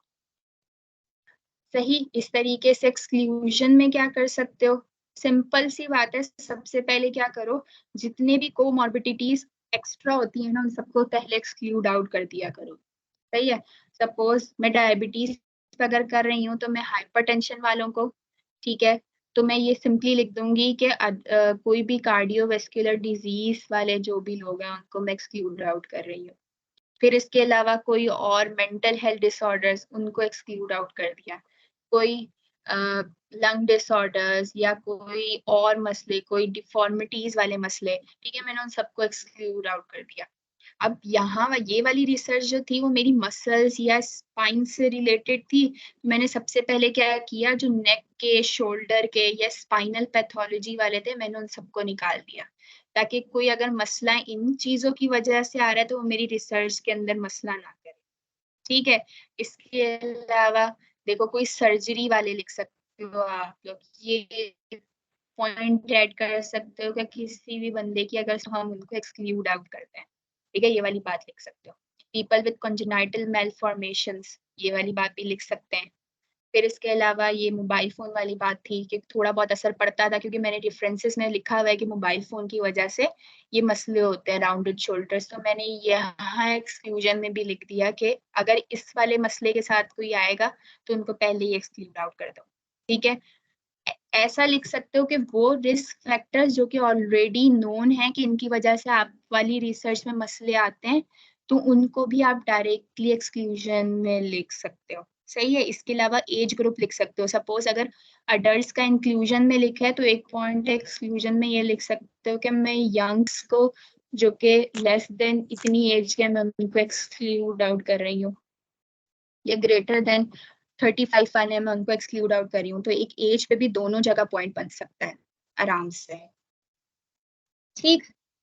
3-4 पॉइंट्स होने चाहिए, कम से कम 2 पॉइंट्स होने चाहिए, ज्यादा से ज्यादा जितने मर्जी बना। मिस जी मिस हमें ये दोनों इंक्लूजन और एक्सक्लूजन के क्राइटेरिया ही गूगल से सर्च करने पड़ेंगे? नहीं, बिल्कुल भी नहीं। इसमें आपको देखो, जो भी आपके टाइटल से रिलेटेड आपको लग रहा है ना कि ये बंदा मेरे टाइटल में, या जो भी आपने इंट्रो में जो बातें लिखी हैं वो सारी आएंगी, कि इंट्रो में अगर सपोज आपने कोई भी एज ग्रुप स्पेसिफाई किया है तो वही लिखोगे, कोई क्राइटेरिया नहीं है इसका लिखने का, बस सिंपली पॉइंट्स में लिखना होता है कि मैं इन इन लोगों को ऐड करी हूँ, जो आपने ऊपर वही बातें की हुई होती है। सपोज मैंने पूरे मुल्क को छोड़ के कराची को लिया हुआ है तो मैं इंक्लूजन में कराची पॉपुलेशन भी लिख सकती हूँ, ठीक है, एज ग्रुप लिख दूंगी। फिर अगर कोई हमें वेरिएबल जो आपका, हाँ पॉइंट्स कितने होने चाहिए? मैं ये कह रही हूँ ना, कम से कम 2 हो, ज्यादा से ज्यादा आप जितने मर्जी लिख लो, सही है। ठीक है। मिनिमम जो है वो 2 होने चाहिए, इंक्लूजन के और एक्सक्लूजन के। अच्छा, जो आईआरबी वाले मसले करते हैं ना वो इन्हीं चीजों पे करते हैं, इंक्लूजन एक्सक्लूजन पे मसले करते हैं, तो बहुत सोच समझ के अच्छे लिखना, ठीक है। अपनी स्टडी को जहन में रखते हुए कि क्या चीज मैं एक्सक्लूड करूंगी। बहुत से केसेस ऐसे होते हैं जिसमें वो क्या के अंदर जो है ना लगा देते हैं ऑब्जेक्शंस कि आपने इनको एक्सक्लूड क्यों किया है, ठीक है, तो आपको फिर वो पूरी एक्सप्लेनेशन देनी पड़ती है क्यों किया एक्सक्लूड। इंक्लूजन्स पे लगा देते हैं, ये इनका फेवरेट टॉपिक होता है जिसमें ये लोग गलतियां निकाल सकते हैं, तो कोशिश करके सही और लॉजिकल वाली चीजें डालती है, ठीक।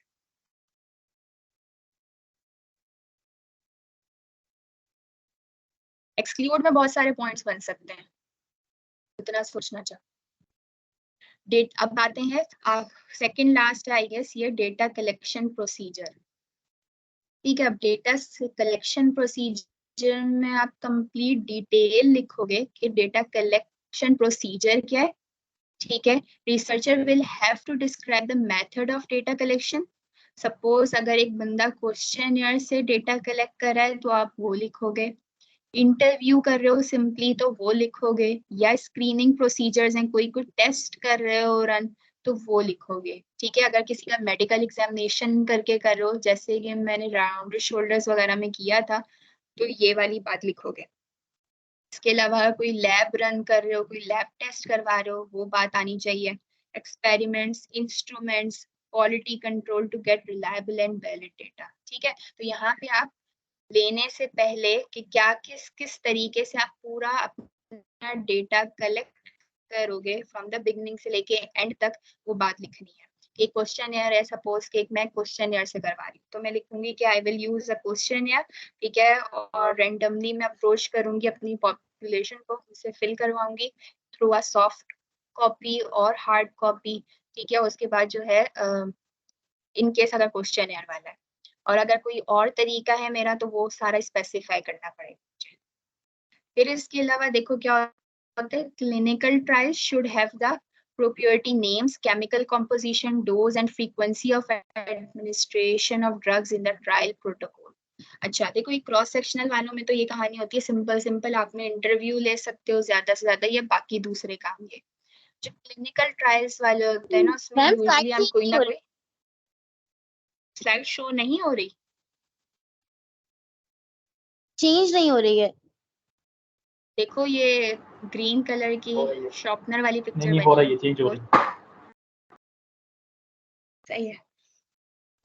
अच्छा देखो मैम, क्लिनिकल आप बोलिए। ट्रायल्स में ओके क्लिनिकल ट्रायल्स वाले में क्या सीन होता है कि कोई ना कोई ड्रग आप यूज कर रहे होते हो, तो यहाँ पे आप फिर उसके लिए जो है डेटा कलेक्शन प्रोसीजर में लाजमी लिखना जरूरी होता है कि कौन सा नाम उस चीज का, उसकी केमिकल कॉम्पोजिशन क्या क्या है, उसकी डोज कितनी यूज कर रहे हो, कितने टाइम बाद उसको यूज कर रहे हो, वो सब चीजें फिर इसमें आ जाती हैं। ठीक है, वो अगर आप में से कोई आगे बड़े लेवल पर जाके रेंडमाइज कंट्रोल ट्रायल्स करेगा तो वो उस जगह पे यूज होगा। अभी फिलहाल यहाँ पे हमारा इसका काम नहीं है। आगे चलते हैं। इसके बाद होता है आपने डेटा कलेक्ट किया, उसके बाद एनालिसिस का जो प्रोसीजर होता है वो आपने यहाँ पे स्पेसिफाई करना होता है, जिसके अंदर क्या करते हो आप मेंशन करते हो वो स्टैटिस्टिकल सॉफ्टवेयर जो आप यूज करने वाले हो। ठीक है, सपोज अगर मैं SPSS, ये होता है सॉफ्टवेयर जो कि हम आगे पढ़ाएंगे कि इसमें कैसे चीजें एनालाइज हम करते हैं। ठीक है, तो ये यहाँ पे स्पेसिफाई करूंगी कि मैं SPSS यूज कर रही हूँ और इसका वर्जन कौन सा यूज करूंगी। ठीक है, सपोज 20 वर्जन है, 16 वर्जन है, जो भी वर्जन है वो यूज करें। फिर उसके अलावा और क्या क्या होगा इसके अंदर, analysis plan of the variables must be mentioned. ठीक है, सपोज अगर मेरा एक वेरिएबल था जो कि हाइपरटेंशन वाला है, तो मैं कैसे उसको एनालाइज करूंगी, जो भी वैल्यूज आएंगी उनकी मैं फ्रीक्वेंसीज निकालूंगी। ठीक है, उनमें टेस्ट रन करूंगी, तो जो भी उसको वेरिएबल को एनालाइज करने का तरीका है वो लिखूंगी। Types of statistical test must be mention, जो जो टेस्ट मैं SPSS में रन करूंगी वो सारे टाइप्स के टेस्ट लिखने हैं मुझे यहाँ पे। ठीक है, और इसके अलावा level of significance for rejecting the null hypothesis must be mentioned.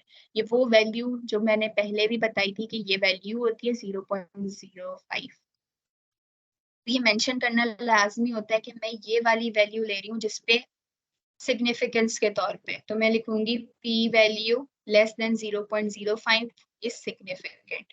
ठीक है, ताकि पता चल जाए कि अगर वो इससे ज्यादा आ रही है तो नल हाइपोथेसिस हो जाएगी। ये चीजें होती हैं। अब चलो पहले देख लेते हैं कि इसको लिखते हैं कैसे। ठीक है, इंक्लूजन एक्सक्लूजन के बाद डेटा कलेक्शन प्रोसीजर चेक करो। जो रिसर्च थी ना जिसमें फॉर प्रोट्रूजन वगैरह चेक की थी राउंडेड शोल्डर्स, ये थोड़ी लंबी थी, तो देखो इसमें शुरू से लेके एंड तक मैंने प्रॉपर तरीके से लिखा है कि रिसर्चेंट्स विल बी अप्रोच्ड रैंडमली। ठीक है, मैं रेंडमली किसी को भी अप्रोच करूंगी, उनका कंसेंट लूंगी, ये वाली बात भी लिखनी होती है कि after their consent they will be tested for rounded shoulders by evaluating the distance. अब कैसे मैंने टेस्ट करूंगी, तो वो प्रोसीजर मैंने लिखा है कि मैं उनका जो है पूरा एक्रोमियन प्रोसेस से डिस्टेंस डिस्टेंस मेजर करके ये करूंगी। फिर अगर उनकी ये वैल्यू आ रही है तो वो पॉजिटिव होंगे। फिर उसके बाद मैंने ये लिखा, यही ऐसा ही टेस्ट एक फॉरवर्ड हेड प्रोट्रूजन के लिए है जिसको मैं ऐसे ऐसे चेक करूंगी। अच्छा, वो मैंने प्रोसीजर को क्या लिखा है, this will be done by one of the 5 members of research males with angle greater than, ये वाली बात छोड़ो, ये वाली बात देखो यहाँ पे, for the anonymous identity of subjects they can cover their face with disposable face mask because we need to mark only 2 landmarks, that is tragus of hair spinous process, which can be done either by face covered. By all means we assure the confidentiality of forward object. सीधी वाली जो बात थी ना, ये वाली, ये मैंने पहले नहीं लिखी हुई थी। जब मैंने IRB वालों को भेजा तो उन्होंने जब मेरा प्रोसीजर चेक किया ना, तो उन्होंने बोला कि ये आपका प्रोसीजर कॉन्फिडेंशियल नहीं है, ठीक है, आप किसी की भी पिक्चर ऐसे कहीं पे भी लीक आउट कर सकती हैं। तो फिर ये वाली जो लाइंस है ये मैंने बाद में ऐड की हैं। तो इन केस कोई भी एथिकल इशू आ रहा है आपके प्रोसीजर में, आपने उसको सही से देखना है कि क्या क्या मसले हो सकते हैं, तो ऑलरेडी उस प्रोसीजर के अंदर जो है वो मेंशन कर दो, इन केस अगर आपकी रिसर्च कोई इस टाइप की है। फिर क्या लिखा हुआ है, the whole diagnostic procedure will be done in pharmacological department lab under supervision of our principal investigator. After testing both a questionnaire will be filled by asking face to face questions from the subjects। ठीक है, तो whole procedure के मैंने examination की, कैसे की, क्या क्या चीजें यूज की एग्जामिनेशन के लिए, देखो यहाँ पे कैमरा लिखा हुआ है, ट्राइपॉड पे लगा के इस लेवल पे रख के, ये सारी चीज मैंने एक्सप्लेन की है। और उसके बाद एक क्वेश्चनियर जो फिल करवाया था वो भी। अब थोड़ा एक सिंपल प्रोसीजर पे जरा चलते हैं। तो ये बात देखो, इसको देख के घबराना नहीं, इंशाल्लाह कल सिखाएंगे। आगे चलते, नीचे नीचे नीचे नीचे। आफ्टर गेटिंग, इसका डेटा कलेक्शन मेथड देखो, after getting the approval from IRB, the participants following the selection criteria will be approached by the researcher to fill questionnaire which include patient। अच्छा देखो, क्वेश्चनियर अगर आप क्वेश्चनियर ना, ये हो सकता है कि एक तो आप अपना सेल्फ जनरेट करोगे, तो यहाँ पे लिखोगे to fill questionnaire which was self generated, ठीक है, ये वाली बात लिखोगे। लेकिन अगर आपका सेल्फ जनरेटेड नहीं है, आपने कहीं से स्टैंडर्ड क्वेश्चनियर्स उठाए हैं, जैसे कि मैंने यहाँ से उठाए थे, PHQ क्वेश्चनियर है एक, जो डिप्रेशन को डायग्नोस करता है, एंजाइटी के लिए भी एक की क्वेश्चनियर यूज होता है, तो मैंने सारे क्वेश्चनियर्स के नाम यहाँ पे लिख दिए, ठीक है। इसके अलावा और क्वेश्चनियर में मेरे कुछ ओपन एंडेड क्वेश्चंस थे जो मेंटल हेल्थ थेरेपी से रिलेटेड थे, वो मैंने यहाँ पे लिखे हैं, ठीक है। तो सिंपली आपने शुरू कैसे करना है कि after getting approval from IRB, ठीक है, I will approach participants randomly, ठीक है, आफ्टर टेकिंग देयर कंसेंट, ठीक है, वी विल क्या करेंगे हम लोग, we will fulfil inclusion criteria, ठीक है, और उसके बाद हम उनको बोलेंगे we will ask them to fill questionnaire which will be in soft copy और hard copy, ठीक है, और या वो लिखेंगे, ये वाली बात भी लिख सकते हैं वो सेल्फ जनरेटेड है, ये वाले, सही है। तो इस तरीके से आपके पास डेटा कलेक्शन मेथड आप पूरा प्रॉपर एक्सप्लेन करते हो। फिर डेटा एनालिसिस प्रोसीजर भी इसका यहाँ पे देख लो, तो ये सिंपल सी लाइनें, ये जी where are all of these other questions available? मतलब I thought सिर्फ self generated ही होते हैं। नहीं, देखो बहुत से होते हैं, आप कुछ रिसर्चेस ऐसी होती हैं, वो क्वेश्चनियर में आप लोगों को बताएंगे, जो क्वेश्चनियर वाला टॉपिक आएगा उसमें बताएंगे, कुछ सेल्फ जनरेटेड होते हैं, कुछ आप ऐसा करते हो कि जो भी आपकी रेफरेंसिंग या जो पेरेंट रिसर्चेस होती हैं, आप उनका पूरा पूरा क्वेश्चनियर उठाते हो। वो क्वेश्चनियर कैसे बनता है, उनके टेबल्स देख के जो उनके रिजल्ट्स होते हैं, ठीक है। तो अगर किसी और रिसर्च का उठा रहे हो तो उससे पहले ना जिनकी भी रिसर्च हुई हुई होती है आप उनसे एक लेटर ऑफ अप्रूवल लेते हो। किसका माइक ऑन है?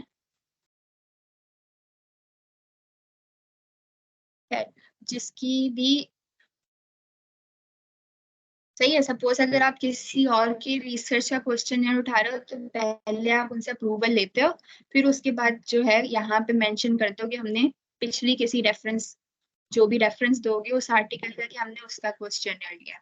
सेल्फ जनरेटेड है तो सेल्फ जनरेटेड के लिए ना कुछ एक टेस्ट होता है शुरू के डेटा करने के बाद, कलेक्ट करने के बाद तकरीबन 15 सैंपल साइज लेने के बाद आप उसका टेस्ट रन करके देखते हो कि आपका क्वेश्चन वैलिड है या नहीं। ठीक है, वो बहुत कम लोग करते हैं, इसे प्रॉपर तरीके से चलते हैं, लेकिन ये तरीका होता है कि अगर आपने सेल्फ जनरेटेड क्वेश्चन लिया है तो आप थोड़े सा सैंपल साइज लेके उसको चेक करते हो कि मेरा वैलिड है क्वेश्चन या नहीं। इन केस अगर वैलिड नहीं होता तो वहीं आपका क्वेश्चन रिजेक्ट हो जाता है। खैर ये कम होता है काम, ऐसा कोई भी प्रॉपर तरीके से लोग नहीं कर रहे होते हैं। ठीक है, या अगर आपको कुछ स्पेसिफिक डायग्नोसिस जैसे एंजाइटी वगैरह है, डिप्रेशन वगैरह है, या कोई ADHD हो गया, ठीक है, इन सब के आपको ना कुछ कुछ चीजों के होते हैं जो कि स्टैंडर्ड क्वेश्चनियर्स मिल भी जाते हैं नेट के ऊपर। ठीक है, तो वो भी आप देख सकते हो।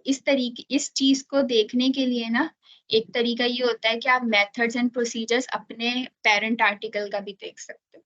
ठीक है, जो भी पेरेंट आर्टिकल होगा उन्होंने भी अपने मेथड्स वहां पे आपके रिसर्च आर्टिकल में मेंशन किए हुए होते हैं। तो एज सपोज अगर किसी ने स्टैंडर्ड क्वेश्चनियर्स यूज किए हुए होते हैं तो वहाँ मेंशन होते हैं, तो आप भी सिंपली उन्हीं को यूज कर सकते हो। ठीक है, ये तरीका होता है, आप किसी भी पुरानी रिसर्च में से उनका मेथड देख सकते हो कि उन्होंने क्या क्या यूज किया। अच्छा, आगे आ जाते हैं डेटा एनालिसिस प्रोसीजर। इसमें क्या होता है कि all the data will be, देखो कैसे लिखा हुआ है, all the data will be entered in SPSS version 20 for analysis। ठीक है, मैंने सॉफ्टवेयर का नाम लिखा, उसका वर्जन लिखा कि मैं यहाँ एनालिसिस करूँ। Qualitative variables like gender, age group, rate of depression, anxiety, substance use disorder will be measured in terms of frequencies। देखो ये वाली बात मैंने लिखी थी ना कि वेरिएबल्स को आप किस तरीके से एनालाइज करोगे, तो वो बात मैंने ये लिख दी कि ये मेरे वेरिएबल्स हैं और इनको मैं in terms of frequency measure करूंगी, and will be presented through tables and charts. ठीक, फिर उसके बाद कोई भी अगर टेस्ट आप रन कर रहे हो तो वो आप यहाँ पे लिखोगे। ये काई स्क्वायर टेस्ट होता है जिसमें से p वैल्यू निकलती है। ठीक है, तो ये लिखा है मैंने कि chi square test will be applied, p value less than 0.05 will be considered significant. ठीक है, ये 3-4 लाइनें हैं जो कि हम यूजुअली यही कॉपी पेस्ट करके लिख रहे होते हैं। सही है, सिर्फ अपने वेरिएबल्स चेंज करके। अच्छा, दूसरी भी दिखा देती हूँ। अच्छा, बाद में आप लोग इंशाल्लाह आगे आगे बढ़ोगे तो मैं एक साइनॉप्सिस जो है ऐसा रेफरेंस आप लोगों के ग्रुप में भी डाल दूंगी, ताकि इन केस अगर जैसे ये वाली चीज है ये सिंपल कॉपी पेस्ट भी करके आप लोग डाल सकते हैं। अच्छा, यहाँ देखो, यहाँ पे भी सेम बात लिखी हुई है। All the data will be entered in SPSS version 20 for analysis. Qualitative variables like gender हो गया, age group हो गया, forward head protrusion, rounded shoulder, sleeping positions, ये सब मैं फ्रीक्वेंसीज में मेजर करूंगी and will be presented through tables and charts. chi-square test will be applied, p value less than 0.05 will be considered significant। सही है, लोग यूजुअली यहाँ पे टेस्ट बहुत सारे लिखते हैं, कोरिलेशन टेस्ट होता है, डिफरेंट टेस्ट होते हैं, लेकिन फिलहाल आप अभी जो है अपने साइनॉप्सिस के अंदर जस्ट इस टेस्ट का नाम ले लो, दैट्स इनफ। ठीक, यहाँ तक बात समझ आ गई होगी। अब चलते हैं लास्ट स्लाइड जो कि है वेरिएबल्स की। ठीक है, अब वेरिएबल्स में क्या है, रिसर्च वेरिएबल्स वो चीजें होती हैं जो आप अपनी स्टडी करने वाले हो, जिन चीजों को, ठीक है, आप उनको कंट्रोल कर रहे हो अपनी रिसर्च के अंदर या उनको मेजर कर रहे हो, तमाम चीजें वेरिएबल्स में आती हैं। लेकिन नाम से क्या लग रहा है, वेरी करना, वेरी करने का मतलब होता है चेंज होना चीजें। ठीक है, तो वो चीजें जो आपके रिसर्च में चेंज हो रही है, सपोज एक चीज अगर चेंज हो रही है तो दूसरी चीज उसकी वजह से चेंज हो रही है।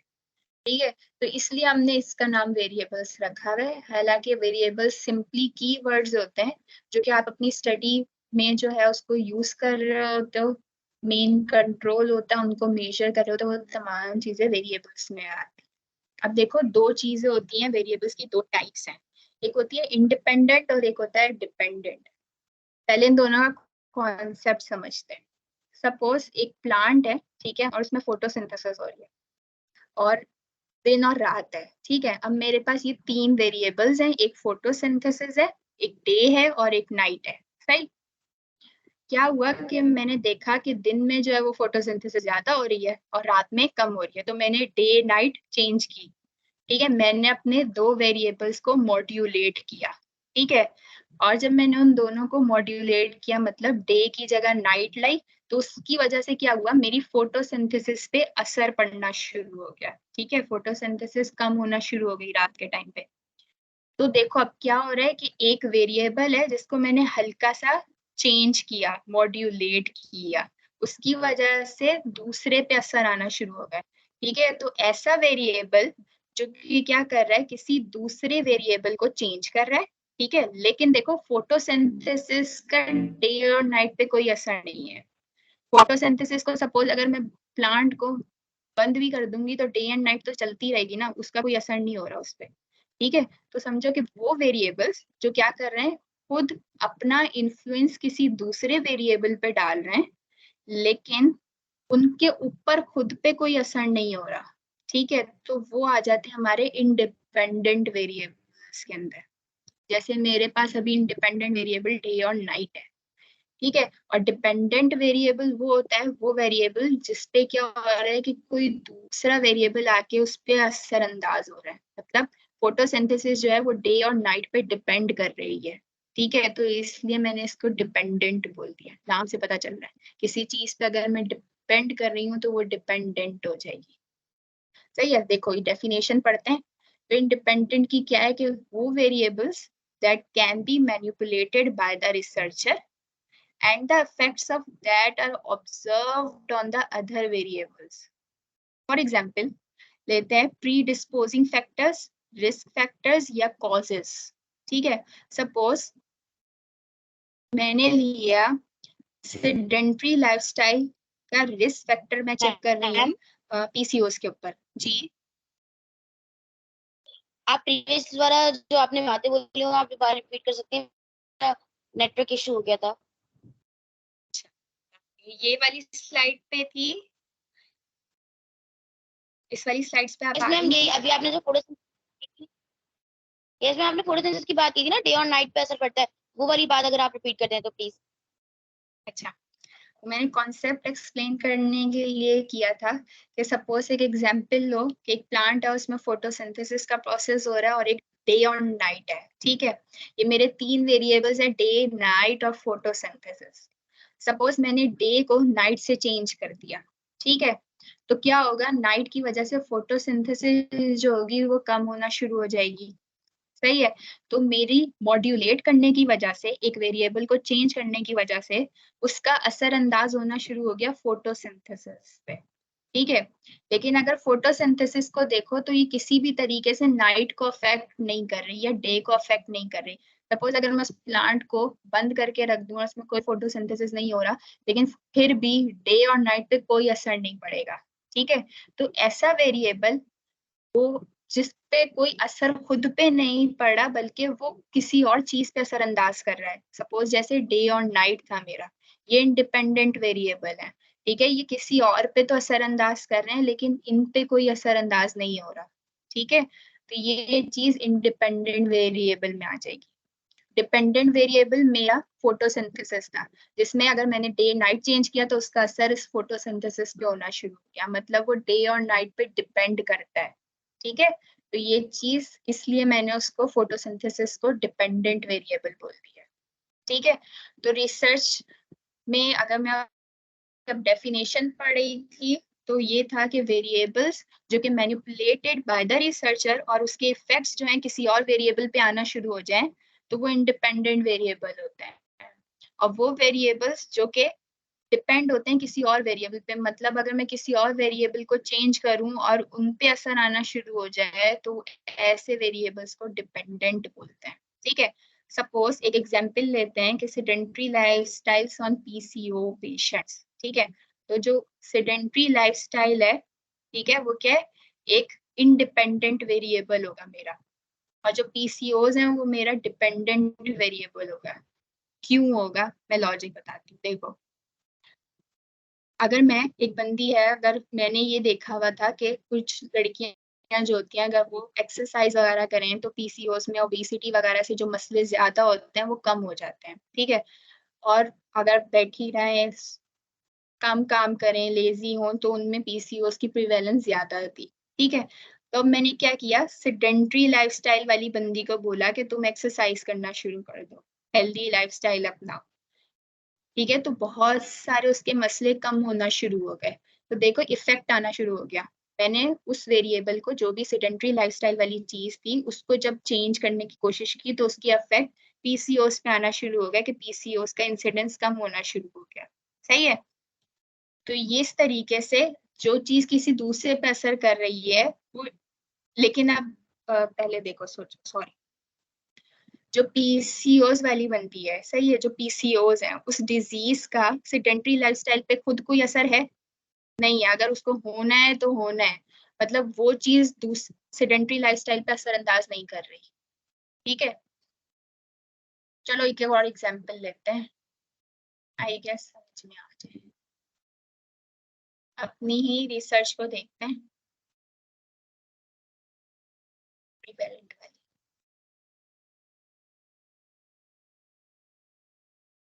अच्छा, मेरे पास ये दो वेरिएबल्स हैं, ठीक है। एक है स्लीपिंग पोजीशंस और एक है राउंडेड शोल्डर्स, ठीक है। ये दो वेरिएबल्स मैंने ले लिए। अच्छा, अब मैं क्या कर रही हूँ, मुझे बताओ कि इसमें से इंडिपेंडेंट कौन सा होगा और डिपेंडेंट वाला कौन सा होगा। ये कोशिश करो, अगर मैं स्लीपिंग पोजीशंस को चेंज करना शुरू कर दूँ, सही है, इसको थोड़ा बहुत मॉड्यूलेट करूँ, सपोज लॉजिक अगर लगाते हैं, अगर मैं सीधा लेटना शुरू कर दूं तो उसके साइड इफेक्ट्स इस पे कुछ अलग किस्म के आएंगे, ठीक है, राउंडेड शोल्डर्स पे। अगर मैं कर्व पोजीशन में या फीटल पोजीशन में लेटना शुरू कर दूं तो उसके मसले इस राउंडेड शोल्डर्स पे अलग आएंगे, ठीक है। तो ये क्या कर रही है, ये जो स्लीपिंग पोजीशंस हैं, ये इस पे क्या कर रहे हैं, असरअंदाज हो रहे हैं, अपना इफेक्ट छोड़ रहे हैं, ठीक है। हालांकि इसका राउंडेड शोल्डर्स का स्लीपिंग पोजीशन से कोई लेना देना नहीं है, ठीक है। मतलब अगर मैं राउंडेड शोल्डर्स को सही भी कर लूं तो स्लीपिंग पोजीशन से क्या मसला है उसको, वो फिर जैसे मर्जी सोता रहे।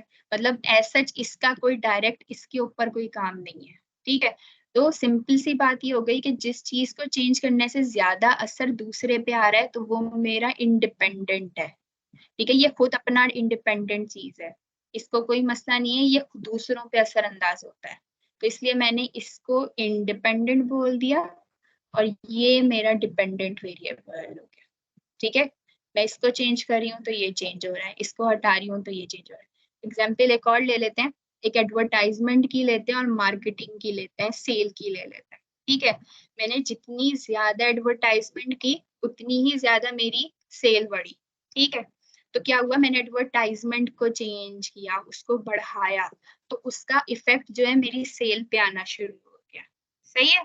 तो मेरी सेल बढ़ना शुरू हो गई। तो इस वक्त जो एडवर्टाइजमेंट है वो मेरा इंडिपेंडेंट वेरिएबल है, वो दूसरे पे असरअंदाज हो रहा है, उस पर कोई फर्क नहीं पड़ रहा खुद पे। सपोज अगर सेल मैं खुद ही से वैसे ही बढ़ा दूं, तो एडवर्टाइजमेंट में अगर ना भी करूं, मेरी सेल तो अच्छी चल रही है, तो एडवर्टाइजमेंट पे तो कोई भी असर नहीं हो रहा, सही है। तो इस तरीके से वो खुद इंडिपेंडेंट है एडवर्टाइजमेंट, और जो मेरी सेल है वो क्या है, डिपेंडेंट वेरिएबल है। होप सो थोड़ा बहुत और क्लियर हुआ है। एक और देख लेते हैं एग्जाम्पल।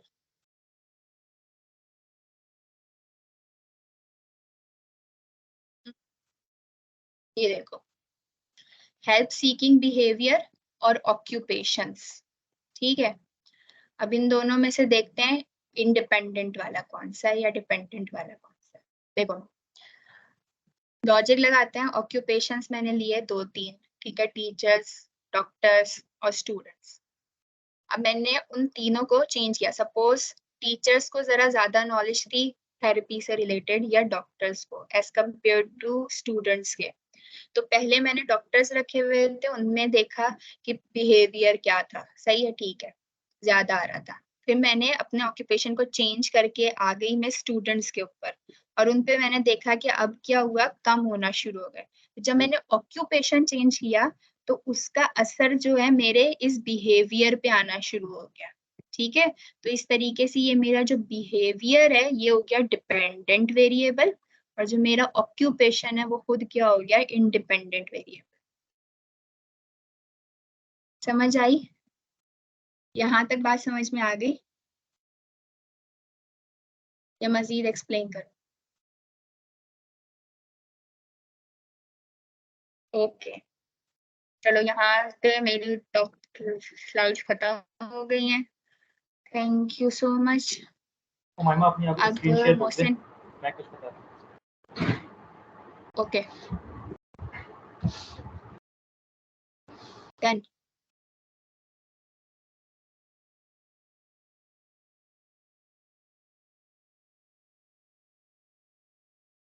ओके जरा देखिए मेरी स्क्रीन शेयर हो रही है आप लोगों को? यस हो रही है। ठीक है बिस्मिल्लाहिर्रहमानिर्रहीम। अच्छा बच्चों, आप लोगों को थोड़ी बहुत आप लोगों से बातें डिस्कस करनी है। आई होप सो कि आज का सेशन अल्हम्दुलिल्लाह बहुत अच्छा रहा होगा और आप लोगों को बातें बहुत ज़्यादा क्लियर हो गई होंगी और मैंने काफ़ी अच्छा पढ़ाया। इंशाल्लाह आपको कुछ बातें मुझे बतानी है जहाँ आप लोग बाकायदा थोड़ा सा फंस रहे हो, क्योंकि बहुत सारे लोग लगातार मुझे टाइटल के हवाले से मैसेजेस कर रहे हैं और मुझे बार बार रिप्लाई करना पड़ रहा है। तो अभी उस पर हम बात कर लेते हैं। अब हाँ, हमने ये फैसला किया आप लोगों के लिए, क्योंकि अभी आप लोग थोड़ा पीछे रह गए हो और बहुत से लोगों ने इंट्रोडक्शन नहीं लिखा है, तो हम 1 डे गैप ले रहे हैं। 1 डे गैप इसलिए ले रहे हैं कि कल हम सेशन नहीं रखते हैं, क्योंकि रेगुलर सेशंस हो रहे हैं और आपकी यूनिवर्सिटीज़ पे अमूमन की ऑन है, तो मेरे ख्याल से आप लोगों को मसला हो रहा है कुछ। एक दिन का हम गैप ले रहे हैं, और उसमें होना ये है कि आप लोगों ने इस एक मतलब कल सेशन नहीं होगा, इस तरह सबको 2 डेज़ मिल जाएंगे, कल का पूरा दिन एंड देन परसों यानी कि कल वेडनेसडे का पूरा दिन और थर्सडे का मतलब हाफ डे तकरीबन आपको मिल जाएगा। तो उसमें रहते हुए आप अपनी इंट्रोडक्शन राइटिंग जो है वो कर लें, और जो मैंने आज तक आपको सिखाया है वो भी कर लें। ठीक है, सारी चीज़ें आपने नहीं करनी है, आप लोग अगर कहीं नोट कर सकते हैं तो नोट कर लें। आप लोगों को करना क्या है कि आप लोगों ने टाइटल लिख लेना है, इंट्रोडक्शन, रैशनल, ठीक है। अच्छा, इसके अलावा आप लोगों ने exclusion and inclusion criteria, operational definitions, ठीक है, and dependent and independent variables, ये 5 चीज़ आप लोगों ने कर लेनी है। Methods of study design, material and methods आपको हम अगली क्लासेस में मज़ीद डिटेल में बताएंगे, तो आप लोग फिर से सुन लें मैं क्या क्या कह रहा हूँ, वरना मैं ग्रुप पे भी शेयर कर दूँगा, लेकिन फिर भी अपना बता लें कि आप लोगों ने टाइटल लिख देना है, introduction, rational, operational definitions, dependent and independent variables, ठीक है। बस। अच्छा, अब आपको कुछ चीज़ें बतानी है कि आप करना क्या है। आपने करना ये है कि आपने, क्योंकि तमाम लोगों के ऑलरेडी ग्रुप्स बने हुए हैं, तो जिन लोगों के ग्रुप्स नहीं हैं वो प्लीज़ उनको अभी मैं एक जो ऑलरेडी रजिस्ट्रेशन फॉर्म आपके ग्रुप में भेजा गया है, उस रजिस्ट्रेशन फॉर्म में जाके आप अपने आप को अलग से मेंशन कर दें कि हम अनग्रुप्ड हैं या नॉन ग्रुप्ड हैं, हमारा ग्रुपिंग कर दें। अपना नाम और अपनी यूनिवर्सिटी वहाँ लिख दें, ताकि आपको हम किसी और ग्रुप में एडजस्ट कर दें जो आपकी अपनी यूनिवर्सिटी से हो, ठीक है। अच्छा, कुछ ग्रुप्स के अंदर बहुत सारे फर्स्ट ईयर के स्टूडेंट्स एक साथ हो गए हैं, तो ज़ाहिर सी बात है थोड़ी प्रॉब्लम हो रही है। तो मैंने ये सोचा है कि मैं फर्स्ट ईयर के स्टूडेंट्स को अब तकसीम कर दूंगा डिफरेंट ग्रुप्स के अंदर, ताकि उनकी वहाँ पर हेल्प हो जाए। और ये भी कोशिश करूँगा कि अगर डॉ के फर्स्ट ईयर्स के हैं तो डॉ के साथ ही रहें, और अगर जेएसएमयू के फर्स्ट ईयर के तो जेएसएमयू के साथ, और केएमडीसी के फर्स्ट ईयर के तो केएमडीसी के साथ। एक बात तो ये होगी। अब जो ग्रुप्स हैं वो ज़रा यहाँ पर ध्यान दें, कोई भी ग्रुप लेफ्ट नहीं करेगा, अभी देखते जाएँ। अब जितने भी ग्रुप्स उन्होंने करना क्या है, जिनका टाइटल डिसाइड हो चुका है उनसे भी, और जिनका नहीं हुआ है वो भी सुन लें। करना है कि आप लोगों ने अपने ड्राइव पे जाना है, कंप्यूटर ऑन करिए, आप मेरी स्क्रीन देख रहे हैं, ये ड्राइव खुला हुआ है, ठीक है। आप ड्राइव पे जाएँ, वहाँ पर एक न्यू डॉक्यूमेंट ओपन कर लें, ठीक है। न्यू फ़ोल्डर ओपन करेंगे और मैं यहाँ पे लिख दे रहा हूँ कि यहाँ पर हमारा ये डेमो फ़ोल्डर है, डेमो साइनॉप्सिस फ़ोल्डर है। तो मैं बता रहा हूँ इससे आपके करना क्या है,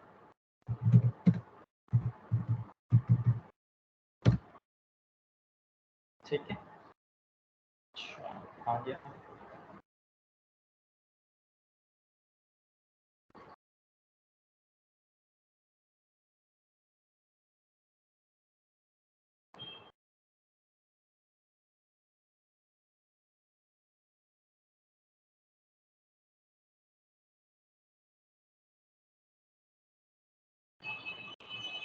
सॉरी आप लोग एक काम करिएगा, वर्ड के डॉक्यूमेंट खोल के, हाँ वर्ड के डॉक्यूमेंट खोल लें और वर्ड के डॉक्यूमेंट पे आपने क्या क्या करना है वो सुन लें।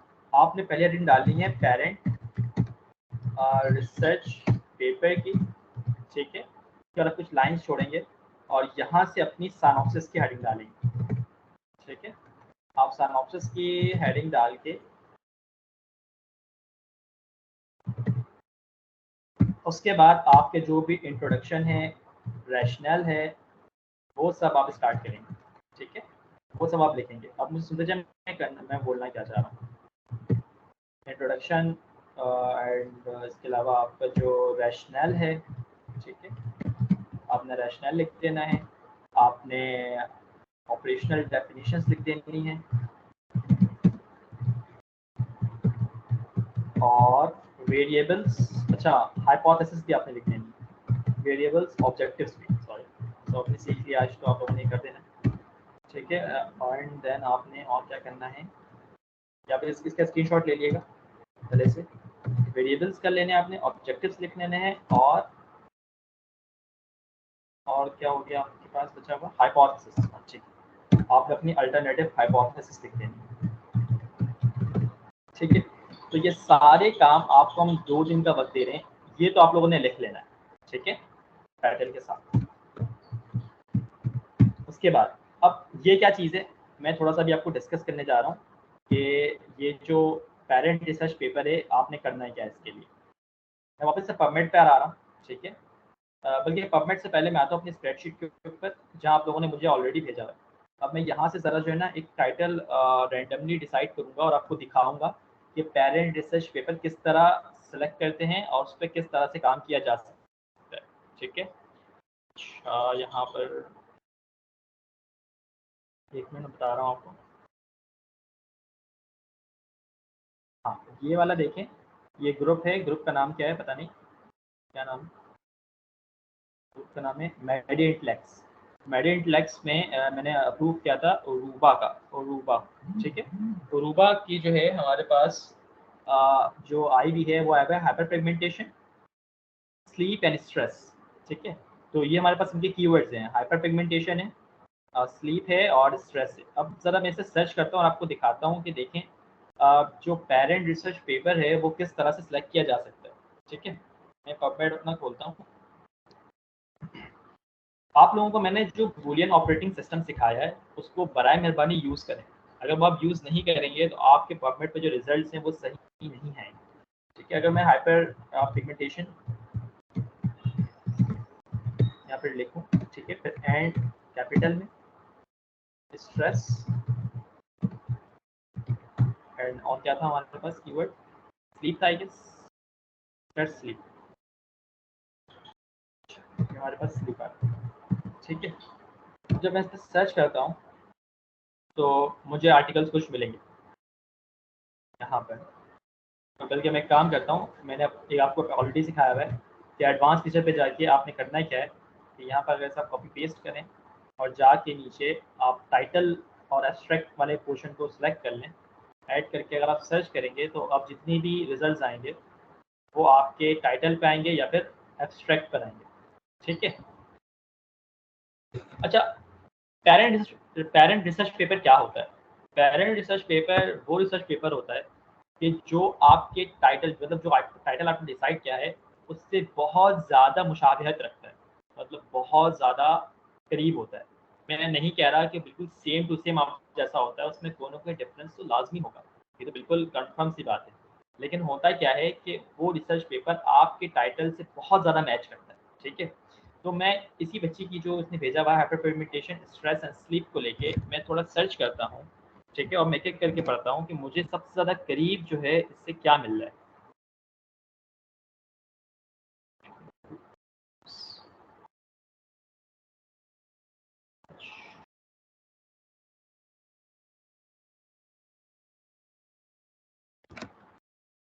Periorbital hypertension, sun exposure and relevant exposure factors in acne patients and how protection.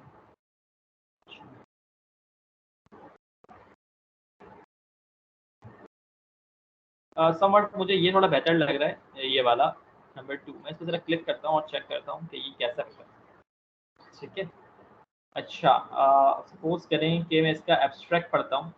Acne pathophysiology includes a complex interaction among inflammatory mediators, hyperseborrhea, alternation of fertilization, नहीं ये तो वाला उस मेरे ख्याल से उस आर्टिकल से इतना ज़्यादा जो है वो मैच नहीं कर रहा, लेकिन इन्होंने प्रेवलेंस चेक की। लेकिन सम वॉट सपोज करते हैं कि अगर ये मैच कर जाता है, और इसके लिए आपके पास एक और एक चीज़ है कि आप जब भी कोई आर्टिकल खोलो, मतलब पहले रिसर्च पेपर की बात कर रहा हूँ या इंट्रोडक्शन राइटिंग के वक्त भी आप ये सारे काम कर सकते हो।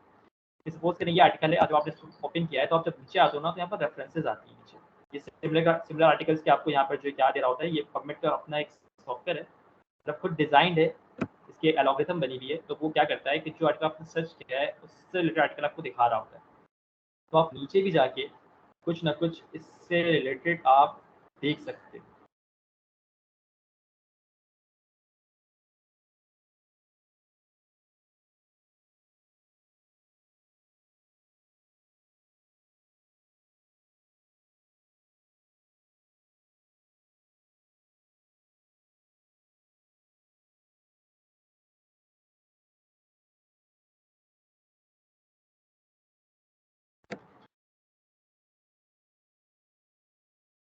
नहीं, मुझे नहीं मिला अभी तक कुछ भी इस तरह का कि जिससे मैं अपने स्लीप और स्ट्रेस से मैनेज कर सकूँ। मैं ज़रा पीछे जाता हूँ और कुछ और रिजल्ट फाइंड करने की कोशिश करता हूँ।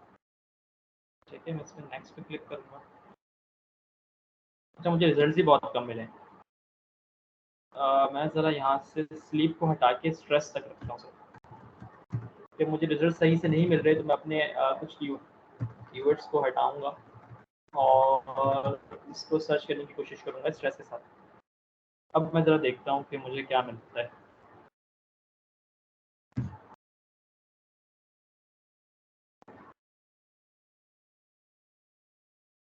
हाँ, ये देख रहे हैं, ये वाला आर्टिकल देख के चेक करने के लिए लगा है oxidative stress in the skin, impact and related protection. अच्छा, मुझे यही मालूम करना था कि जो ऑक्सीडेटिव स्ट्रेस है स्किन पे पड़े तो उसके क्या इम्पैक्ट होते हैं, उसके प्रोटेक्शन क्या होते हैं। आई गेस ये एक बेहतर पेपर हो सकता है। ठीक है, अच्छा ये भी बड़ा अच्छा है, implication oxidant pathogenesis and treatment. अच्छा ये भी हाँ, ये ज़्यादा करीब मुझे लग रहा है अपने आर्टिकल से। तो मैं इसको ओपन करता हूँ, ये वाला ज़रा देखें। तो मैं ओपन करता हूँ, अगर मैं इसका एब्स्ट्रैक्ट पढ़ूँ, oxidative stress and imbalance between the generation factors.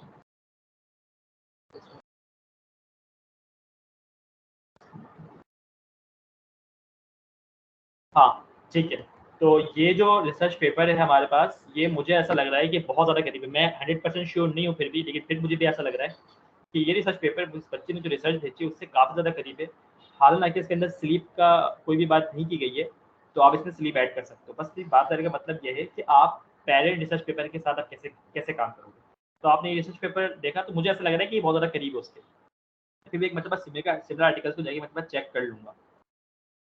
मैं सिमिलर आर्टिकल्स को चेक करता हूँ, तो खैर मुझे कुछ और सिमिलर आर्टिकल्स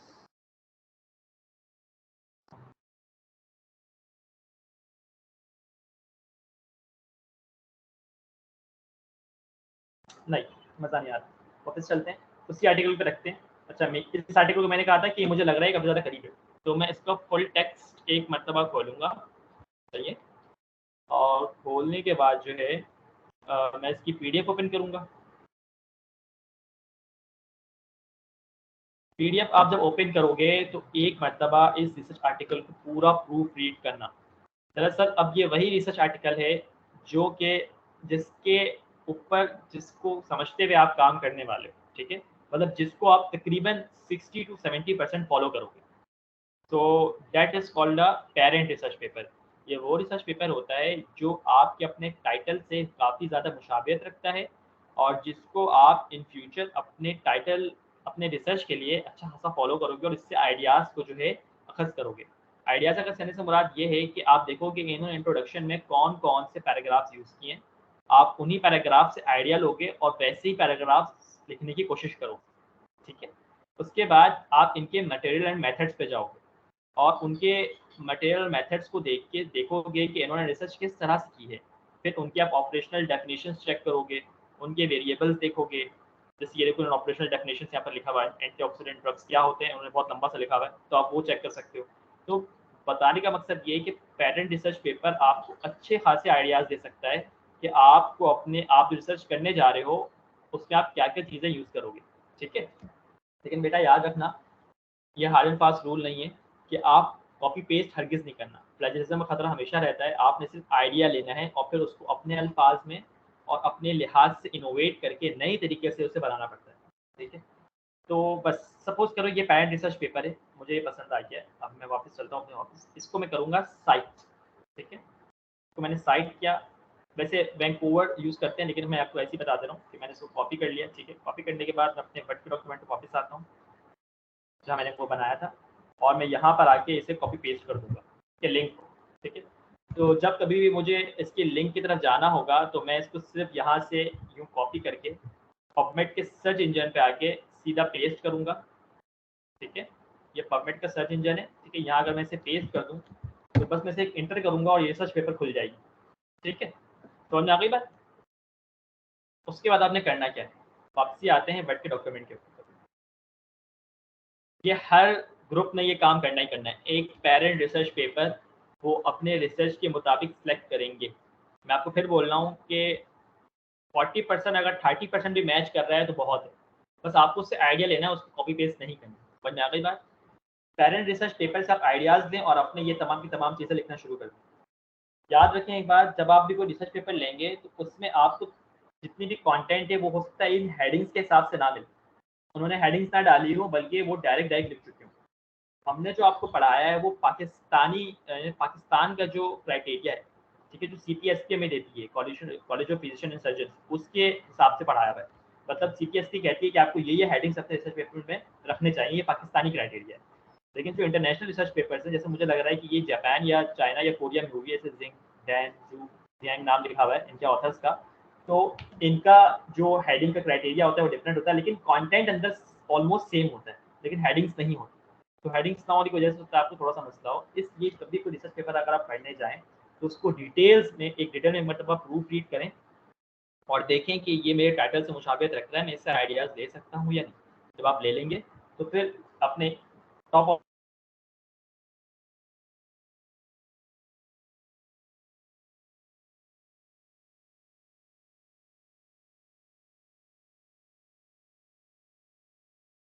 डॉक्यूमेंट को मैं सेव करूंगा अपने कंप्यूटर के अंदर। मैं काम कर रहा हूँ, मैं ऐसे बता रहा हूँ आपको, मैं इसे सेव करूंगा, ठीक है। ब्राउज करता हूँ, मैं कहीं पर भी सेव कर देता हूँ इसे,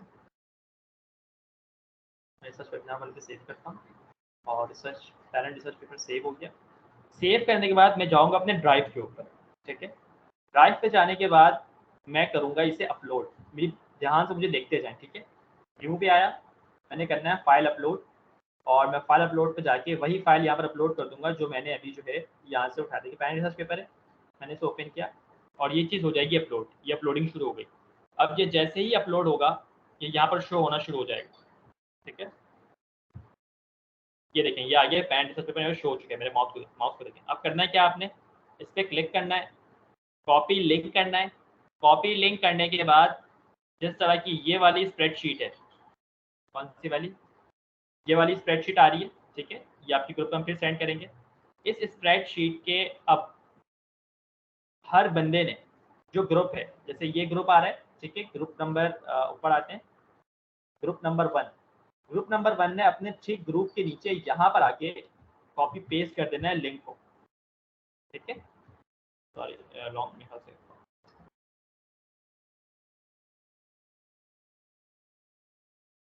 लिंक कॉपी,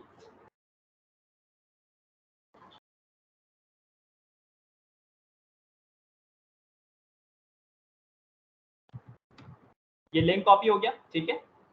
बस उसके बाद हर बंदे ने अपना जो भी सर आपकी स्क्रीन शो नहीं हो रही।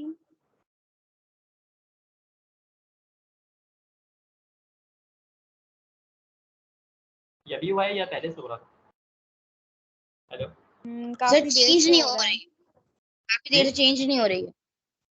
काफी देर से नहीं हो रही है। ये सर जब आप ड्राइव पे अपलोड कर रहे हैं उसके वो बिल्कुल भी नहीं दिखा है कुछ। अच्छा अच्छा, वो नहीं, मैं फिर से ऐसे शेयर करूँ।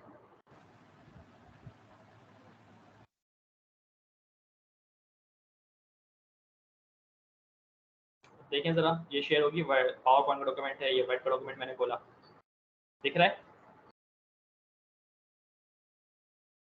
यस दिख रहा है। जी दिख रहा है। ठीक है। अच्छा, अब देखिए मैं बताना चाहता हूँ, ये मैंने अपलोड कर दी ना, अब यहाँ देखें मैंने ड्राइव खोली हुई, ये पैन रिसर्च पेपर ये अपलोड कर दी मैंने।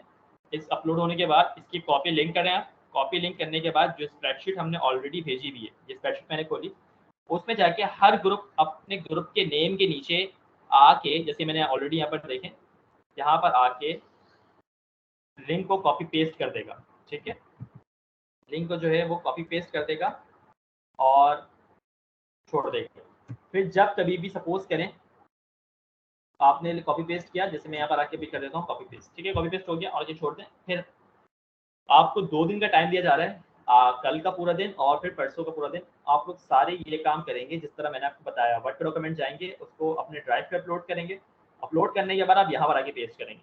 फिर जब भी हमें चेक करना होगा तो हम यहाँ से आके चेक करेंगे। भाई यहाँ पर हमारे पास कितने ग्रुप्स हैं कुल मिला के? 13, 14, 15, 16, 17, 18, 19, 21, 22, 23, 24, ठीक है। तो जो ग्रुप्स अभी नहीं बने हैं वो प्लीज़ अपना न्यू ग्रुप बना लें। ये वाला जो ग्रुप है DMC 28 का, ये फर्स्ट वाला ग्रुप है। तो मैं इसे अब क्या करूँगा, या तो मैं इनके साथ ही इनको जो है DMC के डिफरेंट ग्रुप्स के अंदर से, ये DMC का ग्रुप है, यहाँ पर 3 लोग हैं, मैं इनमें से एक यहाँ डाल दूंगा, ये भी एक DMC का ग्रुप है, ठीक है, यहाँ पर भी एक को एडजस्ट करूँगा।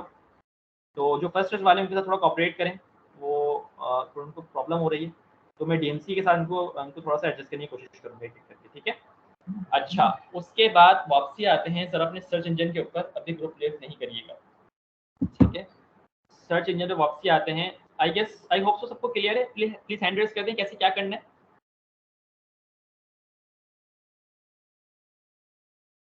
ठीक है, आप सबको क्लियर हो चुका है। तो वापसी आते हैं आपके रिसर्च टाइटल के ऊपर। अभी भी मेरे ख्याल से कहीं पर मैं लैग कर गया तो मैं आपको समझा नहीं सका। वो ये है कि रिसर्च टाइटल में बहुत से लोगों को प्रॉब्लम हो रही है कि हम वो समझ ही नहीं पा रहे कि रिसर्च टाइटल क्या चूज करना चाहिए। मैं आपको सिर्फ समझा दे रहा हूँ कि देखें, जैसे इस बच्ची के साथ जैसे अभी मैंने सर्च किया, ये अच्छा रिसर्च टाइटल था, इसमें काम हो सकता है और इंशाल्लाह ये पब्लिश भी हो जाएगा। अब देखिए, मुझे कुछ भी समझ में नहीं आ रहा, मुझे सर्च क्या करना है।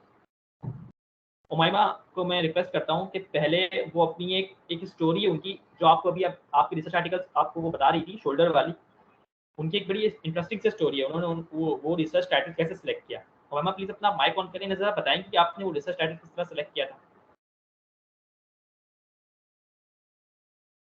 सॉरी, कौन सा वाला बोला है? राउंडेड शोल्डर्स वाले की राउंडेड शोल्डर वाला, वो कहानी है ना कि या ब्लड वाले की? नहीं, राउंडेड शोल्डर। अच्छा, राउंडेड शोल्डर्स वाले का सीन ये था कि सबसे पहले मेरी फ्रेंड और मैं, हम लोग शुरू में तो बहुत सारे, हम भी फर्स्ट सेकंड ईयर से हमने स्टार्ट की थी रिसर्च के लिए कुछ ना कुछ ढूंढना। उसमें ये था कि बहुत रैंडम टॉपिक्स हम जो भी उठा रहे हैं उस पर बहुत सारी रिसर्चेस हुई हुई थी। खैर हम मेरी फ्रेंड थी, हम दोनों मिलके एक सेंटर में गए थे जो वेलनेस सेंटर था। वहां हम गए तो हमने देखा कि वहां पे एक स्टॉल लगा हुआ है जिसमें वो हमारे शोल्डर्स की जो है वो मेजरमेंट कर रहे हैं। खैर हमने वहां से देखा, हमने कहा अच्छा ये भी कुछ चीज होती है, हमारे लिए वो चीज नई थी, तो हमने उस चीज को लिया। ठीक है, हम आए घर पे, हमने आके सर्च करना शुरू किया। पहले मैंने उसको देखा कि यार ये तो नई चीज है, मुझे नहीं पता तो बाकी किसी को क्यों पता होगी। तो मैंने सर्च किया, मैंने सोचा कि पहले ना प्रिवेलेंस चेक कर लेते हैं। प्रिवेलेंस चेक करने की कोशिश की तो अच्छा खासा, मतलब पाकिस्तान में तो नहीं थी उसकी, लेकिन मुझे ईरान का एक टॉपिक मिला कि ईरान पे जो है वहां पे उन्होंने prevalence as it is check की हुई है। मैं अपनी सुपरवाइजर के पास लेके गई, मैंने कहा ये देखें ये हमारा टॉपिक है, अब हम इसकी प्रिवेलेंस चेक करेंगे अपने रीजन के अंदर। उन्होंने रिजेक्ट कर दी। उन्होंने बोला कि भाई ये तो इंटरनेशनली हुई हुई है तो इसका कोई फायदा नहीं है, कुछ और ढूंढ के लाओ। अब हम वापस आए, अब हमने कहा इसको क्या किस तरीके से निकालें। हमने डिफरेंट डिजीजेस के साथ करने की कोशिश की, कुछ भी किया लेकिन वो नहीं मिल रहा। तो अल्टीमेटली फिर एक जहन में आया कि क्यों ना स्लीपिंग से भी तो रिलेटेड कोई मसले आते ही होंगे पोस्चर के, तो उसको लिंक कर देते हैं। अच्छा, मेरी जितनी भी टॉपिक सिलेक्शन की कहानियां है ना, उसमें मैंने ये देखा है कि अगर आपके दिमाग में कोई एक टॉपिक अगर आ जाता है, सपोज किसी भी किस्म का, तो स्टिक टू दैट टॉपिक। ठीक है, उसी से रिलेटेड सर्च करो। कहीं ना कहीं से लिमिट निकल आती है, कहीं ना कहीं से गैप निकल आता है। बजाय उसके कि एक टॉपिक से दूसरे टॉपिक पे जंप मारते रहो, ये नहीं हुआ, अच्छा इस पे है, किसी दूसरे टॉपिक पे आ जाओ। इसके बजाय क्या करो, उसी टॉपिक को डिटेल में अच्छे से पढ़ो। तकरीबन अगर आपको 10-12 पढ़ने के बाद भी अब समझ नहीं आ रहा, तो फिर स्विच करो। ठीक है, लेकिन 1-2 पढ़ने के बाद ये नहीं बोलो कि ये टॉपिक जो है हमें समझ नहीं आ रहा, हम इसको छोड़ रहे हैं। ये टॉपिक बिल्कुल छोड़ने से बेहतर है कि उसमें डायमेंशंस निकालना शुरू कर दो, कुछ ना कुछ ऐड करो, कुछ ना कुछ निकालो। ठीक है, ये चीज ज्यादा फायदेमंद होती है एज कम्पेयर टू के एक टॉपिक से दूसरे टॉपिक पे बार बार जंप करते रहो। सही, तो ये एक टिप है। अच्छा ठीक है, अब उसके बाद मैं आपको एक और चीज़ बताता हूँ कि हमने एक टॉपिक और डिसाइड किया था। उसमें ये था कि अब आपको एक दिखाता हूँ साइनॉप्सिस हमारा जो है रिसर्च पेपर, ये वाला, सॉरी एक मिनट में दिखा रहा हूँ।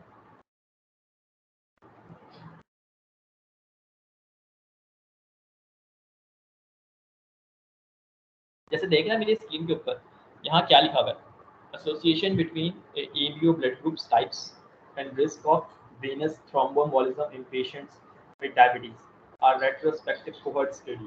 ठीक है, तो मैं आपको समझाता हूँ।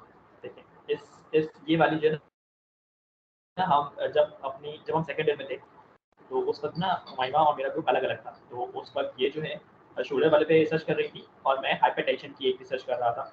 मैं वो भी आपको खोल के दिखाऊंगा, आप लोग सिर्फ समझ लेते कि आपका माइंड थोड़ा क्लियर हो जाए। ठीक है, जब वो दोनों रिसर्च से हम फारिग हो गए थे, तो फिर हमने एक साथ ग्रुप बनाया था, क्योंकि हमारे जैसे में ये होता है कि हमारा जो है ना ऑफिशियल रिसर्च का मॉड्यूल होता है 4th ईयर में, तो उसके लिए ना वो 3rd ईयर से तैयारी करवाना शुरू कर देते हैं। तो 3rd ईयर के स्टार्ट में हमारे ग्रुप्स एक साथ हो गए थे, क्योंकि हमारा रोल नंबर बहुत आगे था।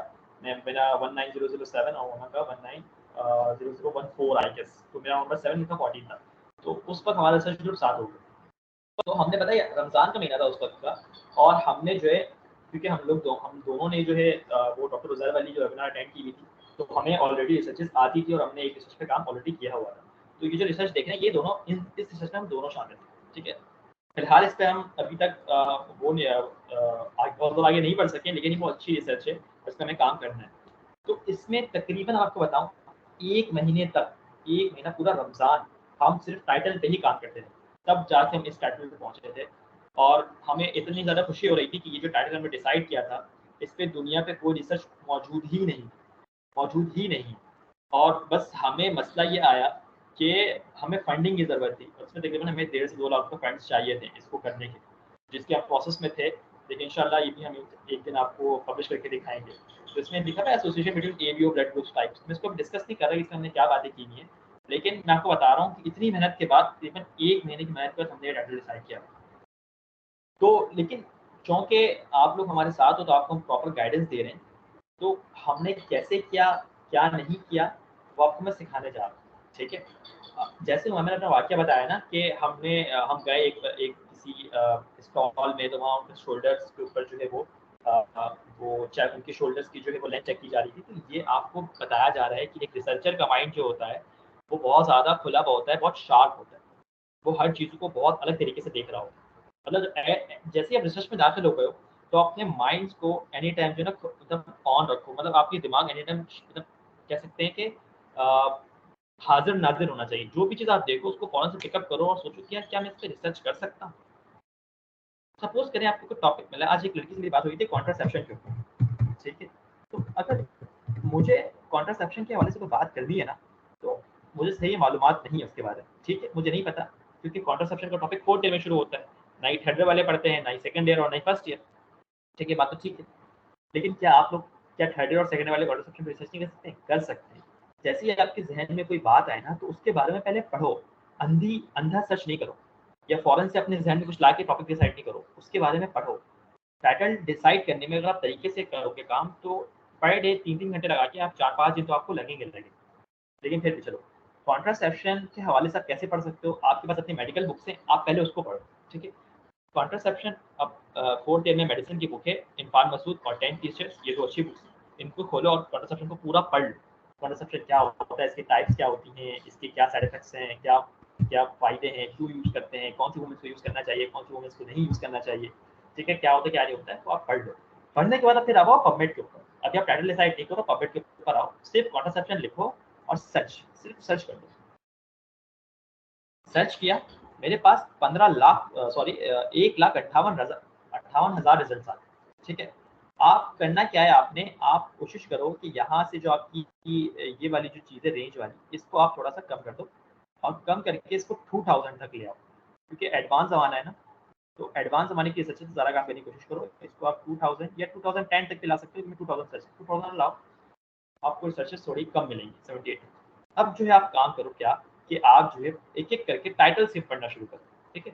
Contraception selection, effectiveness and adverse effects, क्योंकि आपने पहले से कॉन्ट्रासेप्शन पढ़ रखा है, तो आपके ज़हन में एक तस्वीर बन जाएगी, इफेक्टिवनेस क्या होती है इसकी और एडवर्स इफेक्ट्स क्या होते हैं। इंट्रायूटेराइन कॉन्ट्रासेप्शन क्या होता है, ये भी आपने पढ़ चुका होंगे आप बुक्स के अंदर, ठीक है। Evidence based update on contraception, postpartum contraception के क्या वजूहात हैं, हमने पूरी रिसर्च की भी होगी, ठीक है। फिर लॉन्ग एक्टिंग रिवर्सिबल कॉन्ट्रासेप्शन, ये भी एक चीज़ होती है, इसमें लेनोवोकेस्ट्रल, जेडीज, जेडेल, जिन लोगों ने पढ़ा हुआ है वो जानते होंगे, ठीक है। कॉन्ट्रासेप्शन अक्रॉस दी ट्रांसम्यूकलाइन स्पेक्ट्रम, तो ये बातें हो गई। अब आपको जैसे लगता है कि सपोज करें ये वाला बड़ा आसान था, पहला वाला contraception selection, effectiveness and adverse effects, मैं इस पे क्लिक कर दूंगा सिंपल, और क्या करना है, मैंने क्लिक किया, मेरे सामने एक चीज़ खुल गई, ठीक है, खुल गई। अब मैं क्या करूँगा, इसका एब्स्ट्रैक्ट पढ़ूंगा बस। क्या लिखा हुआ है एब्स्ट्रैक्ट में, many women spend a substantial proportion of their lives preventing or planning for pregnancy. Psychological बताइए कि बहुत लोग जो है अपने जिंदगी का अच्छा खासा हिस्सा क्या करते हैं, ये प्रिवेंटिव और प्लानिंग से गुजार देते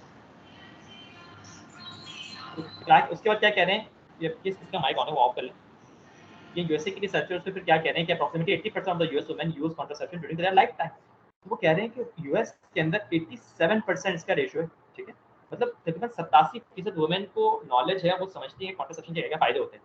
अब आप अपने दिमाग में ये लाएं कि यूएस की वुमेन से, ठीक है, पाकिस्तान के अंदर ये जो प्रेवलेंस है या नॉलेज है, ये क्या 87% होगी, कितनी होगी। फिर आप क्या करेंगे, जैसे आपके पास टॉपिक मिला ना ये वाला, इन्होंने ये इसकी मतलब एक नॉलेज बताइए, अवेयरनेस बताइए कि अवेयरनेस कितनी, वुमेन्स 57% है। अब मैं ज़रा जाता हूँ पबमेड के ऊपर, कॉन्ट्रासेप्शन लिखता हूँ एंड अवेयरनेस चेक करता हूँ, ठीक है। अवेयरनेस लिखने के बाद मैं फिर सर्च करता हूँ, मैं सर्च करता हूँ तो मुझे दिखता है कि अवेयरनेस के ऊपर कितना टॉपिक था।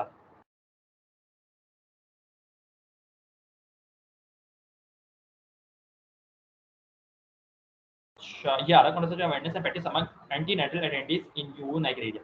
मैं इसको क्लिक करता हूँ। इन्होंने अवेयरनेस और प्रैक्टिस अमंग एंटीनेटल अटेंडीज की बात की। एंटीनेटल मतलब जो अभी तक प्रेगनेंसी से पहले की बात है, एंटीनेटल प्रेगनेंसी से पहले की बात। तो ये बता रहे हैं जो अभी तक प्रेग्नेंट नहीं हुई है, तो उनकी कॉन्ट्रासेप्शन अवेयरनेस और प्रैक्टिस क्या है, नाइजीरिया की रिसर्च है। अच्छा, मुझे ये बड़ा आसान लग रहा है, अगर मैं चाहूँ तो कराची के अंदर ये कर सकता हूँ। देखो उन्होंने कहा भाई यूवाईओ, क्योंकि शहर होगा शायद उनका नाइजीरिया का, उसमें क्या हुआ है।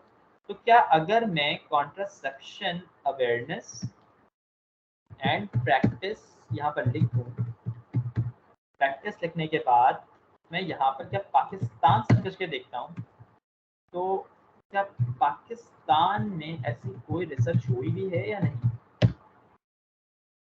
तो सॉरी, मैंने प्रैक्टिस लिख दिया, पाकिस्तान लिखा।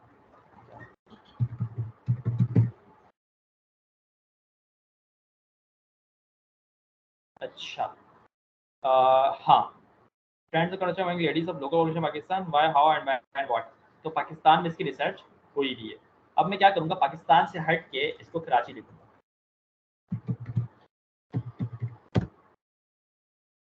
मैंने कराची लिखा तो मुझे जो है एज सच आई गेस तो मिल गया, knowledge of emergency contraception among women of child bearing age at the teaching hospital of Karachi. लेकिन उन्होंने ऑलरेडी रिसर्च शाया की हुई है। तो अब देखो, मैं इतने आसानी से इतनी जल्दी इस हद तक पहुंच गया हूँ कि कराची के अंदर ऑलरेडी एक रिसर्च हो चुकी है। तो जब आपने देखी रिसर्च हो चुकी है और उन्हें क्या किया इमरजेंसी कॉन्ट्रासेप्शन, तो मैं देखूंगा कि क्या लॉन्ग टर्म कॉन्ट्रासेप्शन के हवाले से कोई बात हुई है, क्योंकि कॉन्ट्रासेप्शन की टाइप्स होती हैं, ठीक है, बहुत सारी, कोई शॉर्ट टर्म, कोई लॉन्ग टर्म, कोई कोई मतलब होता है इंटरमीडिएट टर्म की होती है, कुछ कुछ डे की होती है, कुछ 2 से 3 महीने, कुछ 5 से 6 महीने, कुछ 10 साल की होती है। मैं लॉन्ग टर्म कॉन्ट्रासेप्शन की तरफ जाता हूँ और मैं देखता हूँ क्या इसमें कोई रिसर्च हुई है, क्योंकि लॉन्ग टर्म एक कंपाउंड वर्ड है, तो मैं इसके दोनों तरफ में कोट्स लगाऊंगा। ये आपको पता होना चाहिए कि मैं बार बार आपको यूज़ करता रहा हूँ कि जब भी कंपाउंड वर्ड आए तो दरम्यान में आप इसके एक जगह अपने कोट्स लगाने होते हैं ताकि वो एक साथ आए, ठीक है। अच्छा, knowledge attitude and practice of non oncologist physician, नहीं। Knowledge awareness circle practices hypertension hypertension वास्ते ही नहीं इसका, I guess so. Financial awareness no no no. देखिए कुल मिला के कितने रिजल्ट्स आए, 6, ठीक है। एंड नो, कोई भी रिसर्च अब तक नहीं है लॉन्ग टर्म कॉन्ट्रासेप्शन के ऊपर। मैंने लॉन्ग टर्म कॉन्ट्रासेप्शन इसलिए लिखा है क्योंकि मुझे मालूमात ऑलरेडी थी, क्योंकि मैंने कॉन्ट्रासेप्शन को पढ़ा हुआ था। सो नाउ वो जो लड़की थी जिससे कॉन्ट्रासेप्शन से बात कर रही थी, तो आप देख लो कि आप अगर लॉन्ग टर्म कॉन्ट्रासेप्शन और अवेयरनेस पे अगर बात करोगे कराची की पॉपुलेशन के अंदर, आराम से पब्लिश हो जाएगी आपकी रिसर्च ईजिली। तो ये तरीका होता है सर्चिंग करने का। सबसे पहले आप कोई भी टॉपिक डिसाइड करो, अपने एनवायरनमेंट से चेक करो, ठीक है, कौन सी आपको पसंद आ रही है। तो मैंने कहा है आपको कि उस टॉपिक से स्टिक रहो, उस पर मेहनत करो, एकदम से हार नहीं मानी जाती। जितनी ज़्यादा मेहनत करोगे, जितने ज़्यादा आप लगे रहोगे, उतना आपको रिजल्ट अच्छे मिलने के चांसेस मौजूद हैं। तो जैसे ये रिसर्च मैंने आपको अभी बैठे बैठे 10-15 मिनट के अंदर दिखा दी कि ये रिसर्च नहीं है, मैं इस पर काम कर सकता हूँ ईजिली, इस पर काम नहीं हुआ, अब आराम से किसी बड़े जर्नल में शाया कर सकते हो, ठीक है। तो बात समझ में आ गई। तो आई होप सो कि मैं अपनी इस बात से क्लियर हो गया कि टाइटल डिसाइड किस तरह करते हैं। अभी भी मैं बताऊँ आपको कि ये भी पूरा नहीं है। अब इसका पैरेंट रिसर्च पेपर क्या बनेगा पता है, क्योंकि मैंने ये चूज़ कर लिया है, तो इसका पैरेंट रिसर्च पेपर ये वाला बनेगा जहाँ से मैंने आइडिया लिया था पिछली मरतबा। कहाँ से आइडिया लिया था, हाँ, यहाँ इस वाले रिसर्च को आप खोलोगे ना, तो यहाँ इसको आप कॉपी हूबहू कॉपी पेस्ट मार सकते हो। इसको करो साइट, ठीक है, इसको कॉपी करो और पेस्ट कर दो, क्योंकि पाकिस्तान में हुआ है टशरी के हॉस्पिटल में। आप कराची में जाओगे लॉन्ग टर्म के पर बात कर लोगे, हो गया मामला खत्म। ईजिली आप रिसर्च निकाल लोगे, ये वाली ईजिली बहुत आसान हो जाएगा, क्योंकि आपके पास ये पूरा है। व्यू फुल टेक्स्ट देखो, इसको खोलो, इसके पैटर्न्स को फॉलो करो, क्या क्या इन्होंने काम किया हुआ है। हमने आपको चीज़ें ऑलरेडी सिखा दी, जाओ काम करो, आराम से मिल जाएगा, ठीक है। समझ में आ गई बात। तो यहाँ पर आप जाके इस चीज़ को चेक करो, इन्होंने क्या क्या काम किया हुआ है। चेक करने के बाद अल्लाह सब काम हो जाए, ठीक है। तो आई होप सो कि मैंने आपको जो है अपनी बात क्लियर करने में मैं कामयाब हो गया हूँ, ठीक है। और एक भी आपको गैप दे रहे हैं, प्लेजरिज्म। अच्छा बेटा, प्लेजरिज्म का लाजमी ख्याल रखना, ठीक है। प्लेजरिज्म किसी भी चीज़ में नहीं आनी चाहिए, आप लोगों को बताया जा चुका है कि प्लेजरिज्म चाहे ऑपरेशनल डेफिनेशन तो कुछ भी हो, रेफरेंसिंग लाजमी करनी है, प्लेजरिज्म लाजमी चेक करना है, वरना रिसर्च कैंसिल होने के चांसेस होते हैं। कुछ भी लिखो आप, प्लेजरिज्म नहीं आना चाहिए, ठीक है। अच्छा, ठीक है, ये सारी बातें पैरेंट रिसर्च पेपर की बात। पैरेंट रिसर्च मैं फिर बोल रहा हूँ, पैरेंट रिसर्च पेपर मुझे हर एक का चाहिए। मैं पहले पैरेंट रिसर्च पेपर पढ़ूंगा, देन फिर आपकी रिसर्च पढ़ूंगा। स्प्रेडशीट लिंक हो गया, वन डे गैप का बता दिया मैंने, ठीक है। ओके, ठीक है। अभी कोई क्वेश्चन है तो पूछ लें, तो फिर हम मीटिंग को ऑफ करें।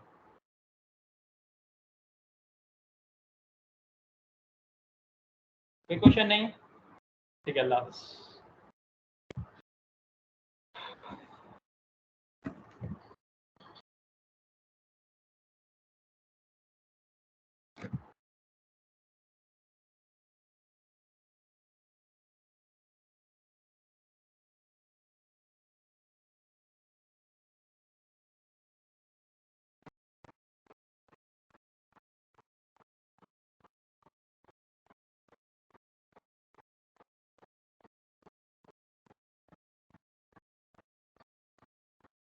हमारा आप जो है रिकॉर्डिंग बंद कर दें और सेव कर लें रिकॉर्डिंग, इंशाल्लाह हम इसे ड्राइव पे शेयर कर देंगे।